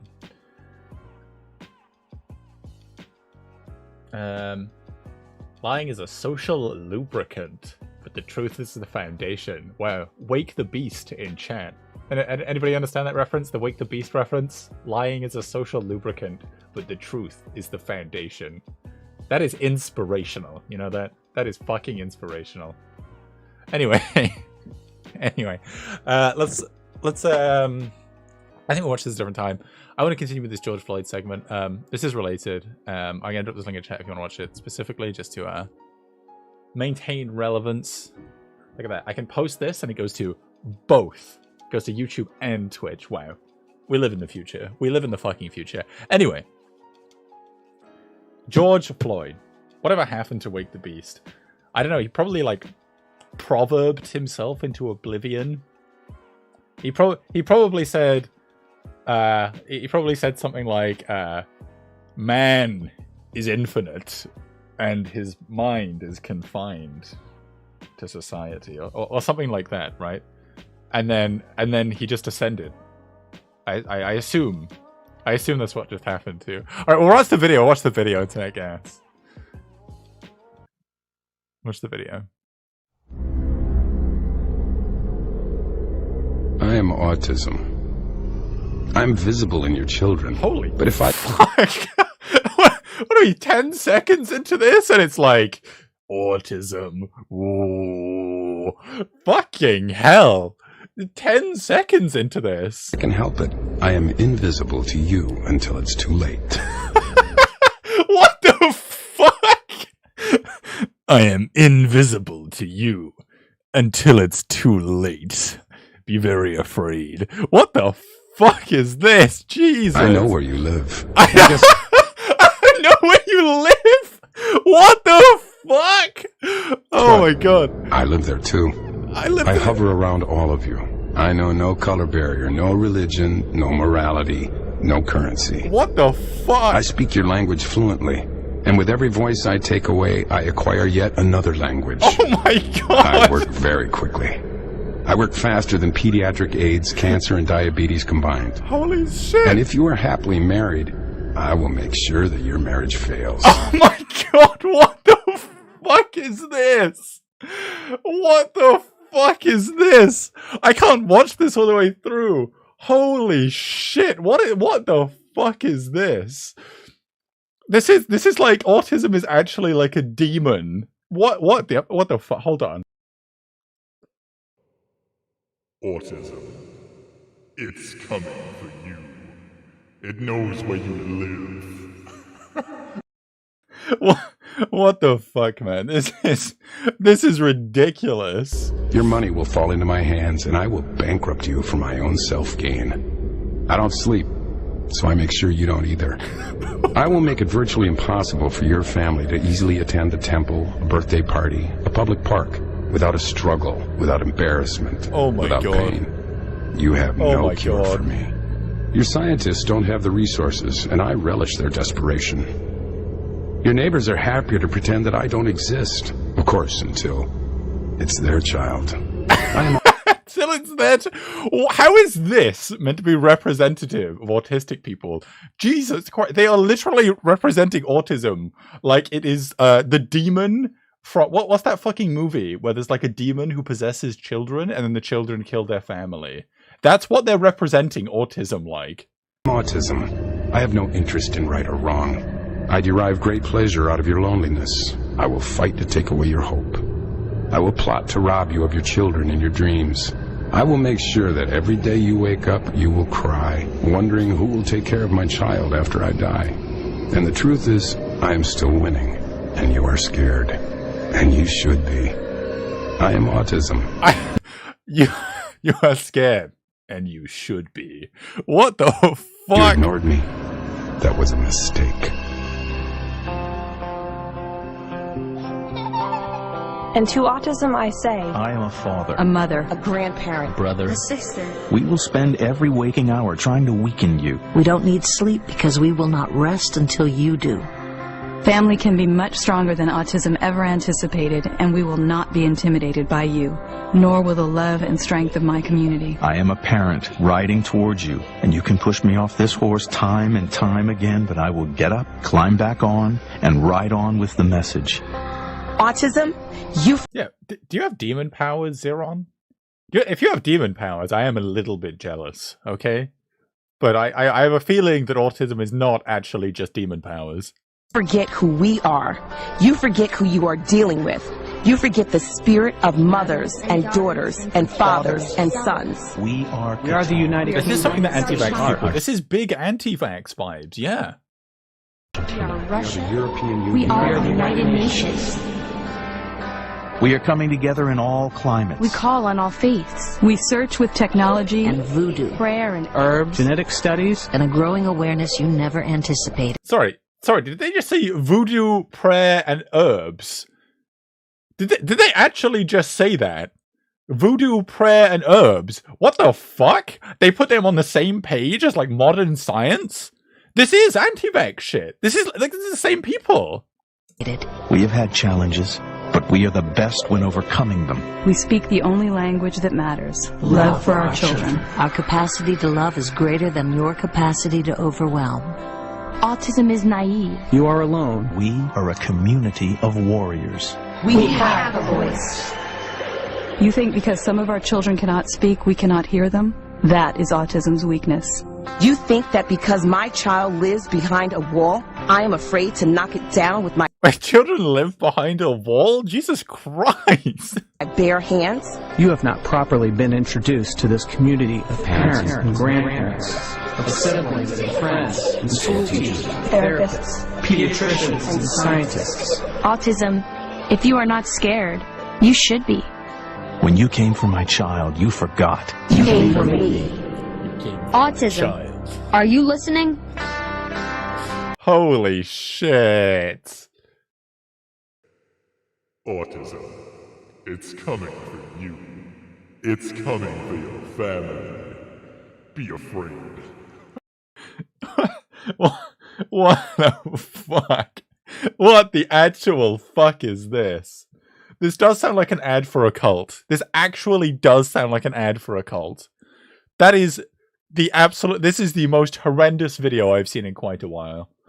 Holy shit. That is terrible. That is absolutely terrible. That is pain. Oh my god. Yeah, this is... Whoa. Whoa. Ooh. Ooh. That was big cringe. That was big cringe. You know, it's not often I get to use the big voice, though.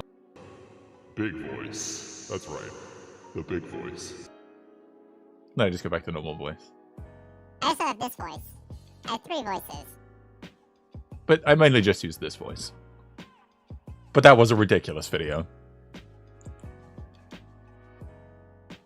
Next for Awesome is still partnered with these fucks. This is ridiculous. Like, I fully understand why you may be a little concerned about the people representing autism when they present autism like you're literally possessed by a fucking demon. Is it Sinister? Is that the movie? Sinister. I think I just remembered that. Yes, this movie. Right? And this demon possesses children to, like, kill their families. Right? That's what they fucking presented autism like. That's what they presented autism like. A demon that, like, makes you kill your family. Wow. Anyway, back to the actual topic at hand. It's a very creepy movie. It is a very creepy movie, and I think presenting autism like that is, like, really bad. Anyway, Jersey City. A New Jersey high school teacher has been suspended with pay after profanity-laced comments to students in his class about George Floyd and the man killed by a Minneapolis police officer. And he was killed, and he was convicted. Derek Chauvin has been convicted on 3 accounts. Sorry to swap the topic so quickly. I just want to get on with this one, right? Because this is a bit of a hot button issue at the moment. A recording aired by WNBC TV shows Dickinson High School science teacher Howard Zlotkin talking about Floyd and Black Lives Matter during what was supposed to be a climate change discussion in a landscape and design Zoom class. Next time I go on someone's stream to discuss what do I just show that vid. I think that very much illustrates the problems, right? Of the representation of autism. That is the mainstream representation of autism, that it is in fact a demon that must be slain from your child. Zlotkin, who is white, is heard to say people who are whining and crying about Black Lives Matter. And then he refers to Floyd with profanity as a criminal who got arrested and he got killed because he wouldn't comply. Another profanity is heard as he continues that Floyd is being treated as a hero. I don't think anybody is treating Floyd as a hero. I think he is being martyrized, but I don't think that necessarily means he's a hero, right? Like, dying for the cause is something I think people treat George Floyd as. I don't think George Floyd like willingly gave his life though. That was what who fucking said it? Pelosi, right? Pelosi was like, "Thank you, George Floyd, for giving your life," and it's like, no, I don't think that's what happened. I think they were murdered by the police. Yeah, he's a martyr, not a hero. Exactly, right? I want to find the CEO, the autism speaker's CEO, and ask them how to get my demon powers. Yeah, man, I'm like, if that's the case, I'm looking to get autism, right? Can I develop autism for demon powers? If that is the case, I'm hoping to get my demon powers. But anyway, this opens up obviously a question about like free speech. It's the free speech debate. Everything comes back to the free speech debate. Floyd did nothing good, but he's a figurehead and a valid one, in my opinion. Yeah. That's it, right? So, like, you can be a martyr, but not be a hero. Like, often martyrs are heroes, because, like, in order to die a martyr, you have to be lionized by your followers or by the community. But Floyd was not lionized by his followers or the community. He simply was just a symbol for the movement. Right, he was what sparked the. Well, he wasn't really even a spark. He was the straw that broke the camel's back. There'd been growing racial tensions in America for a very long time, and George Floyd, the killing of George Floyd, was simply what pushed it over the edge. Everyone get vaccinated. If you get autism, you also get demon powers. That is a great case for both pro-autism and vaccination. I think that's what I'll be using from now on. What do you think of the parents? Fuck the children, who cares? Yeah. These poor parents having to put up with their demonic children. Fucking hell. He was an unwitting martyr. Yeah, I think that's fair, right? So like, it's like a, you know, all thumbs are fingers, but all fingers are thumbs, right? Like all heroes die martyrs, but not all martyrs are heroes. I think that's a good way of putting it. The video, and one taken next day, also included profanity directed at a student and a vulgar gesture, WNBC reported. The student said Talkin grew irate when she and 3 other students challenged his position. The 4 were told to write an essay on why Black Lives should matter, an assignment not given to other students. Ooh. So the teacher was like doing some pretty yikesy. Not only did they hold yikesy opinions, but they also were treating students differently based on their yikesy opinions, which is an issue. Like giving people extra work because you disagree with them politically, that is an issue. And I assume this would coincide with preferential treatment as well. So perhaps there is a case that this person should have been fired from their job. I mean, they were suspended, but if you can't be unbiased with your students, that is a compromise of your professional attitude.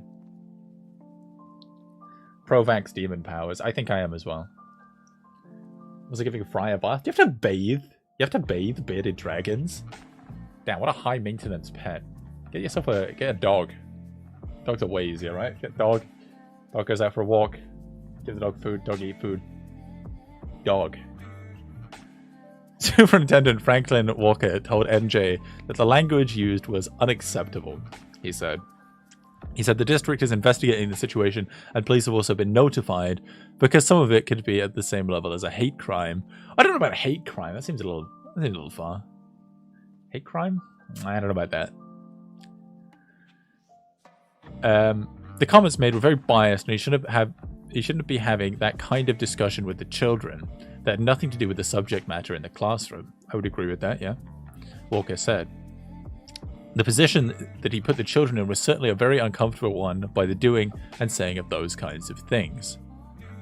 I would agree. However, I don't think it is outside of the purview of teaching to put children in maybe an uncomfortable position. I think this is sometimes beneficial to children to perhaps encounter information or positions that may make them uncomfortable. However, it's a narrow line to walk, and I think in this case that person has probably crossed the line. He sticks his face in the water and drinks it and then smiles. A cute little lizard. The teachers union declined comment until it has more information. Union president Ron Greco said. Okay, so there is a union involved in this. I'm pro teachers unions, by the way. Jersey City Public Schools said in a statement late Thursday that the school has been taking statements from students before proceeding with disciplinary actions until a video from the second day's class surfaced. Okay, so this was reported and then the video was given in the next day. The teacher will not have access to students or the school as we proceed, spokesperson Norma Fernandez said in a statement quoted on WNBC. We are appalled by the statements, profanity, disrespect, and treatment of the students. Okay, all right. So it seems like they are doing a good job of denouncing this and saying that, like, we'll investigate this and there probably will be reprimands based on the evidence. So I think they're handling this okay. The question comes down to, like, should they be fired for this?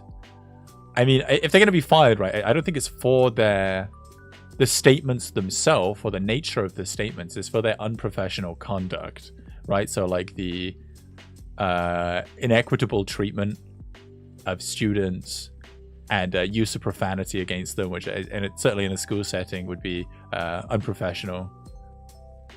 And it's not specifically, I think, about the opinion they hold, but more about how they went about conveying that opinion. It's strange how many people on the right who normally advocate for adequate policing and harsh sentences that they come out against and defended a convicted murderer, Chauvin. It's like antithetical to their position on policing. Yeah, it's almost like right-leaning people are very inconsistent in their values.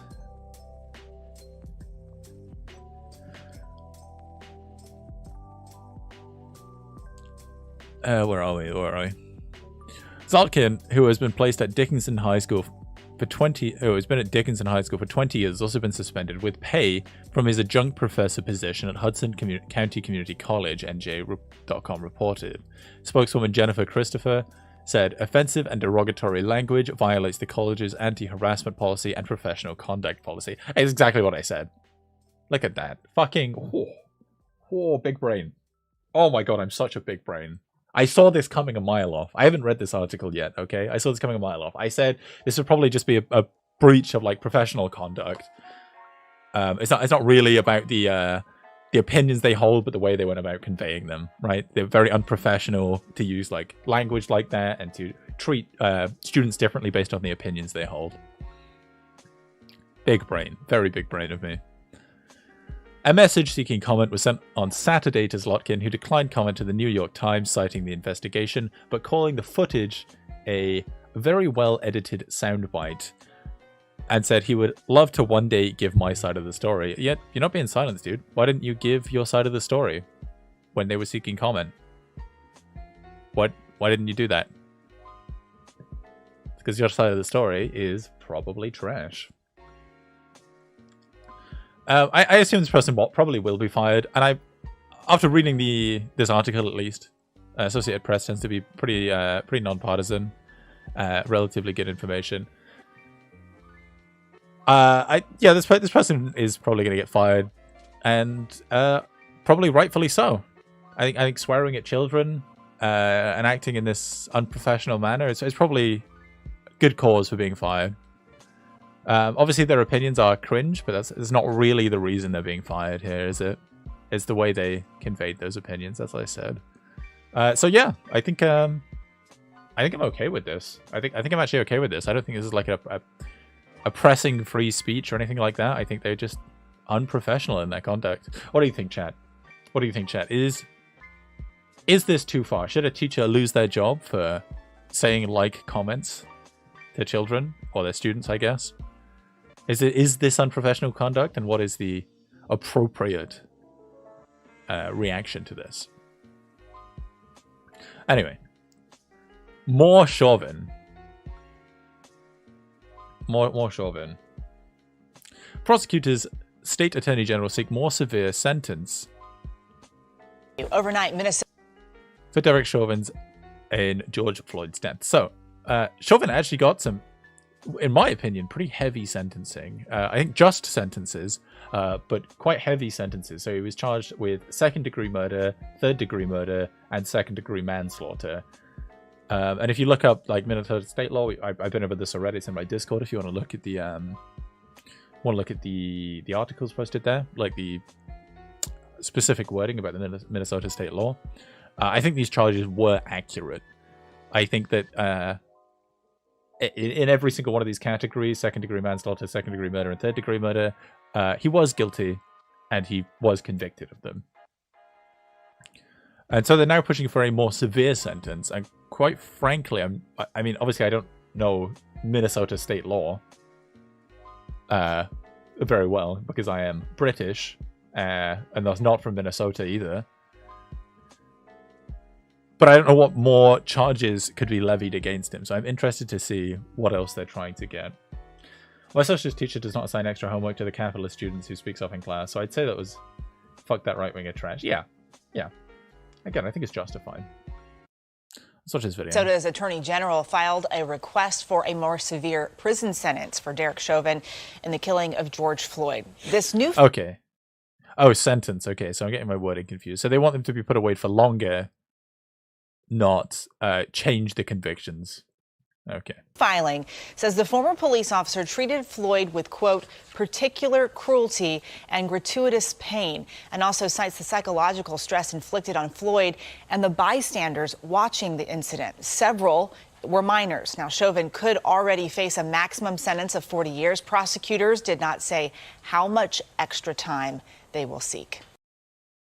Yeah, so I think the summation of his charges, like they said, a maximum. I thought it was 43 years. I read because I think second-degree murder is a 20-year maximum sentence, and then third-degree murder is a 10-year maximum sentence. No, sorry, is a 13-year maximum sentence, and then second-degree manslaughter is a 10-year maximum sentence. So it'd be 43 years in total. I thought, and maybe it's 40 years. And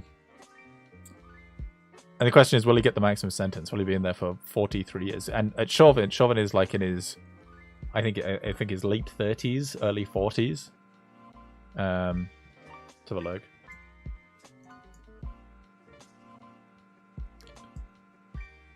Uh, 45, yeah, mid 40s.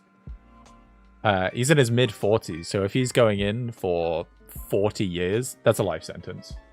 Especially if it's without parole. That is a life sentence. He will most likely die in prison if he gets 40 years.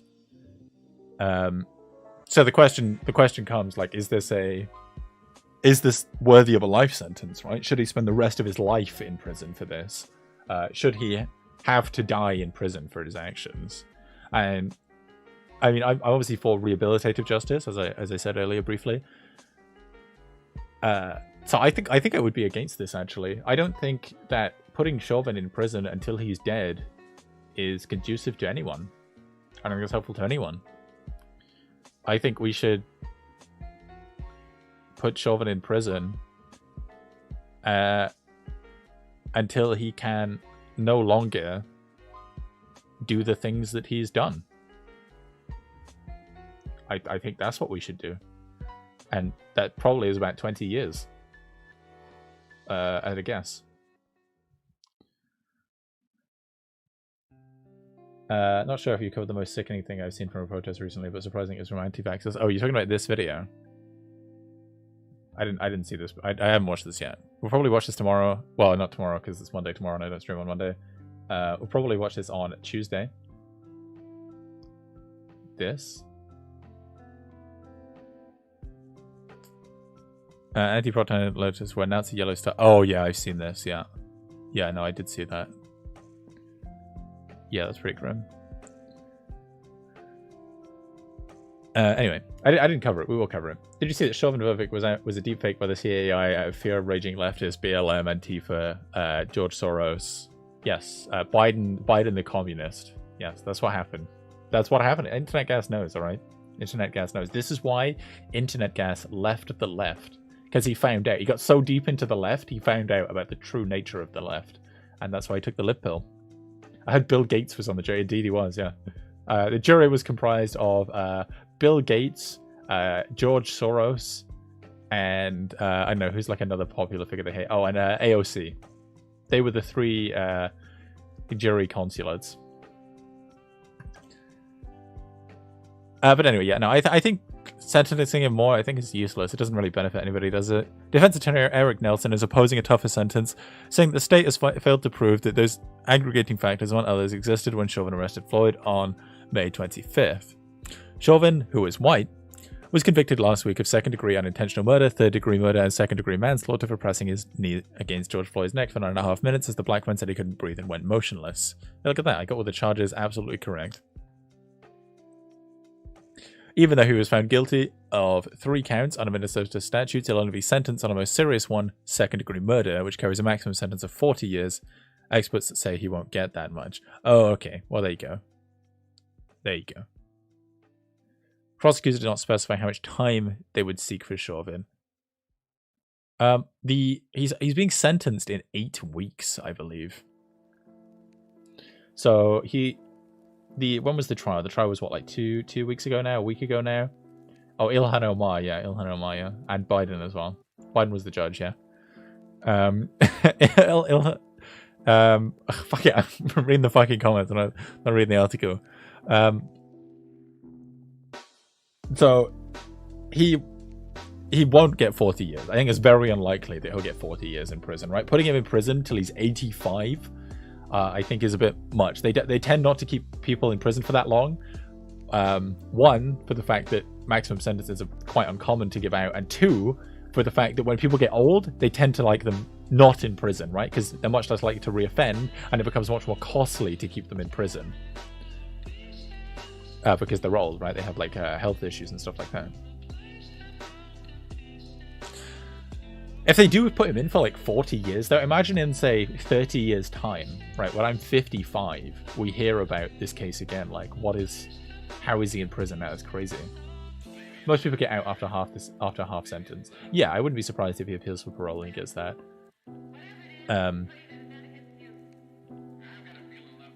But I think it's probably just. I think it's probably just that he only gets like 20 years maximum. If he's 65 and he gets out of prison, like I don't think he's really going to be murdering anybody at 65. Obviously, he won't be able to be a police officer anymore. I think we've taken away his ability to do what he did at that point, which is my desire for this scenario. Mr. Floyd was treated with particular cruelty. Defendant continued to maintain his position atop Mr. Floyd, even as Mr. Floyd cried out that he was in pain, even as Mr. Floyd exclaimed 27 times that he could not breathe, even as Mr. Floyd said the defendant's actions were killing him. The state attorney General Keith Ellison said in a legal brief filed Friday. This is true. This is all true, right? I can't defend the killing of George Floyd. I can't defend Chauvin's actions, and I agree with this statement. But I don't see the benefit in a harsher sentence. I don't see any benefit in a harsher sentence. I don't like punitive justice. This is the witness, one of the jury members, who came out and did an interview. It's kind of a separate matter. I don't think they said anything like too crazy. They basically said that the decisions were not influenced by like the woke mob, right? That they made these decisions independent of any kind of mob justice, which is important to acknowledge. But that was basically it. It's Obama in disguise. You're racist, Wowie. You're racist. Okay, ban Wowie. Chauvin was convicted of being white. Okay, we warned you. He was convicted of being white. Under Minnesota sentencing guidelines, the presumptive sentence for second-degree unintentional murder for someone with no criminal record like Chauvin would be 12.5 years.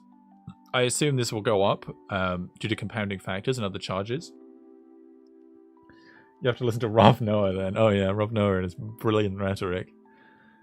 Judges can sentence someone to as little as 10 years and 8 months, or as much as 15 years and still be within advisory guideline range. To go above that, Judge Peter Cahill would have to find out that there were aggravating factors, even if those are found. Legal experts said Chauvin would not likely face more than 30 years. Yeah, that sounds about right. And I think that's okay. I think that's fair. Did PragerU do a reaction to the Chauvin conviction? I don't think they did. They've been very quiet about it because, you know, they're molding, you know, cope and seethe, cope and seethe. I did see they stream now, right? You know, like the Gravel Institute and PragerU are like going at each other's throats constantly. Like, it is honestly like light and dark, the ultimate battle between good and evil. In legal briefs filed Friday, prosecutors said Chauvin should be sentenced above the guideline range because Floyd was particularly vulnerable with his hands cuffed behind his back as he was face down on the ground, and that he was intoxicated. They noted that Chauvin held his position even after Floyd became unresponsive, and officers knew he had no pulse. Wow. He held his position even after he had no pulse, damn. That is really fucked up.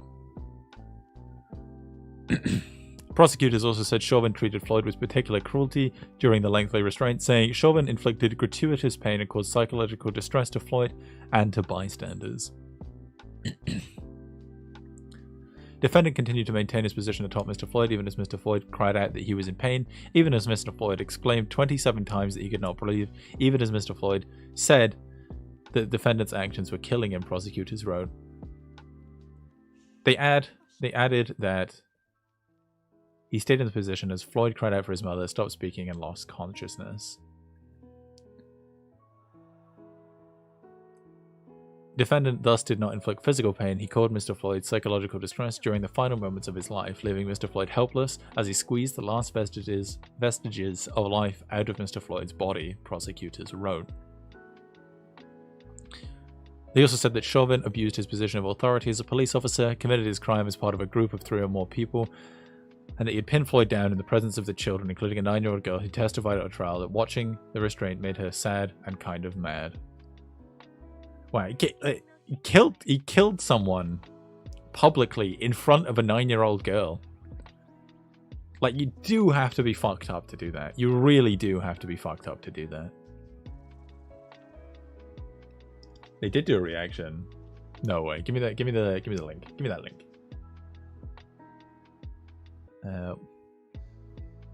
I wanted to go into this as well, but we're getting to the end of the stream today. I'm getting to the end of the stream. I'm gonna finish this article. I need a drink as well. I gotta do a bottle.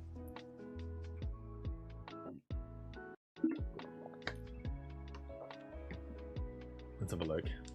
I bet they say like it's a perversion of justice or some shit like that. On eBay, you can get up to... Man, I see this ad all the time. Nobody in my house shops on eBay. It's really weird. Oh, it's a fireside chat. It's 32 minutes long? No way. That's a mad PragerU video. That's a mad PragerU video. They are fucking furious. 32 minutes? Usually their videos are like 10 minutes long at most. PragerU be mad about this one. It's a mold video. Yeah, it looks like it.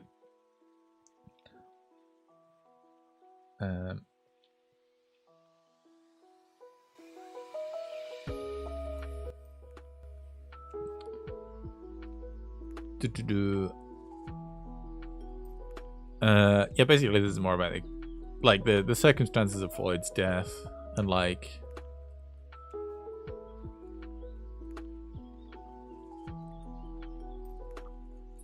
so hold on, there is a bit of part of the defense here. Nelson also said Floyd was not treated with particular cruelty. He said there's no evidence that the assault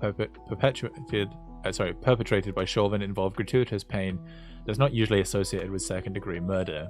The assault of Mr. Floyd occurred in the course of a very short time, involved no threats or taunting, such as putting a gun to his head and pulling the trigger, and ended when the EMS finally responded to officers' calls, Nelson wrote. He also said the state hasn't proven that any of the officers actively participated in the crime for which Chauvin was convicted. Those officers are scheduled to face trial on aiding and abetting charges in August. He also wrote that the presence of children in this case is different from the cases in which children might be witnessing a crime in a home and unable to leave. I think that's fair. Yeah, no, that is fair. The child could have left. It's not like he trapped and like forcefully murdered him in front of the child. Like this was. There is a distinction there. And he said the state failed to prove that Chauvin's role as a police officer was an aggravating factor, saying that the Floyd struggle with officers showed that Chauvin's authority was irrelevant to Floyd. Oh, I don't know about that. I think Floyd was very compliant. I don't agree with this statement at all. Cahill has said that he will review the attorney's written arguments before determining whether aggravating factors exist and should warrant a tougher sentence. I don't support this. I mean, the killing was terrible and everything, and there were certainly aggravating factors, but even conceding all that, I don't think he should be in prison until he's 85 years old. I don't think there's any benefit to that at all. I don't think this helps anyone. It just seems kind of silly. Anyway, we'll continue with this tomorrow. At the moment, my food is ready, and I also kind of need the toilet. Who should we raid? We're going to raid Chud Logic, alright? Chud Logic needs the raid. We like Chud Logic, fellow Brit Bonger. And he's going to get the raid today. I don't think we've raided into Chud before yet. So we're going to do that. Thanks for being here, Paul. We're just ending now, and I am feeling a little bit better. Better than I was. Raid Mike, it's too late. It's too late. We're raiding Chud. So yeah, thanks for being here today, guys. We'll be back on Tuesday, 5 p.m. GMT as I am. We're going to continue with the George Floyd stuff. Then we've got the hot tub meta thing to go over, and then we've got the there was something else, COVID stuff as well, because that's always interesting. But other than that, thanks for being here today. If you haven't followed already, please do follow, and you can also follow me on YouTube as well now, because I am restreaming. I'm live everywhere. Okay, I'm live fucking everywhere. And if you could do that, that'd be great. And we will see you Tuesday. Thanks for being here.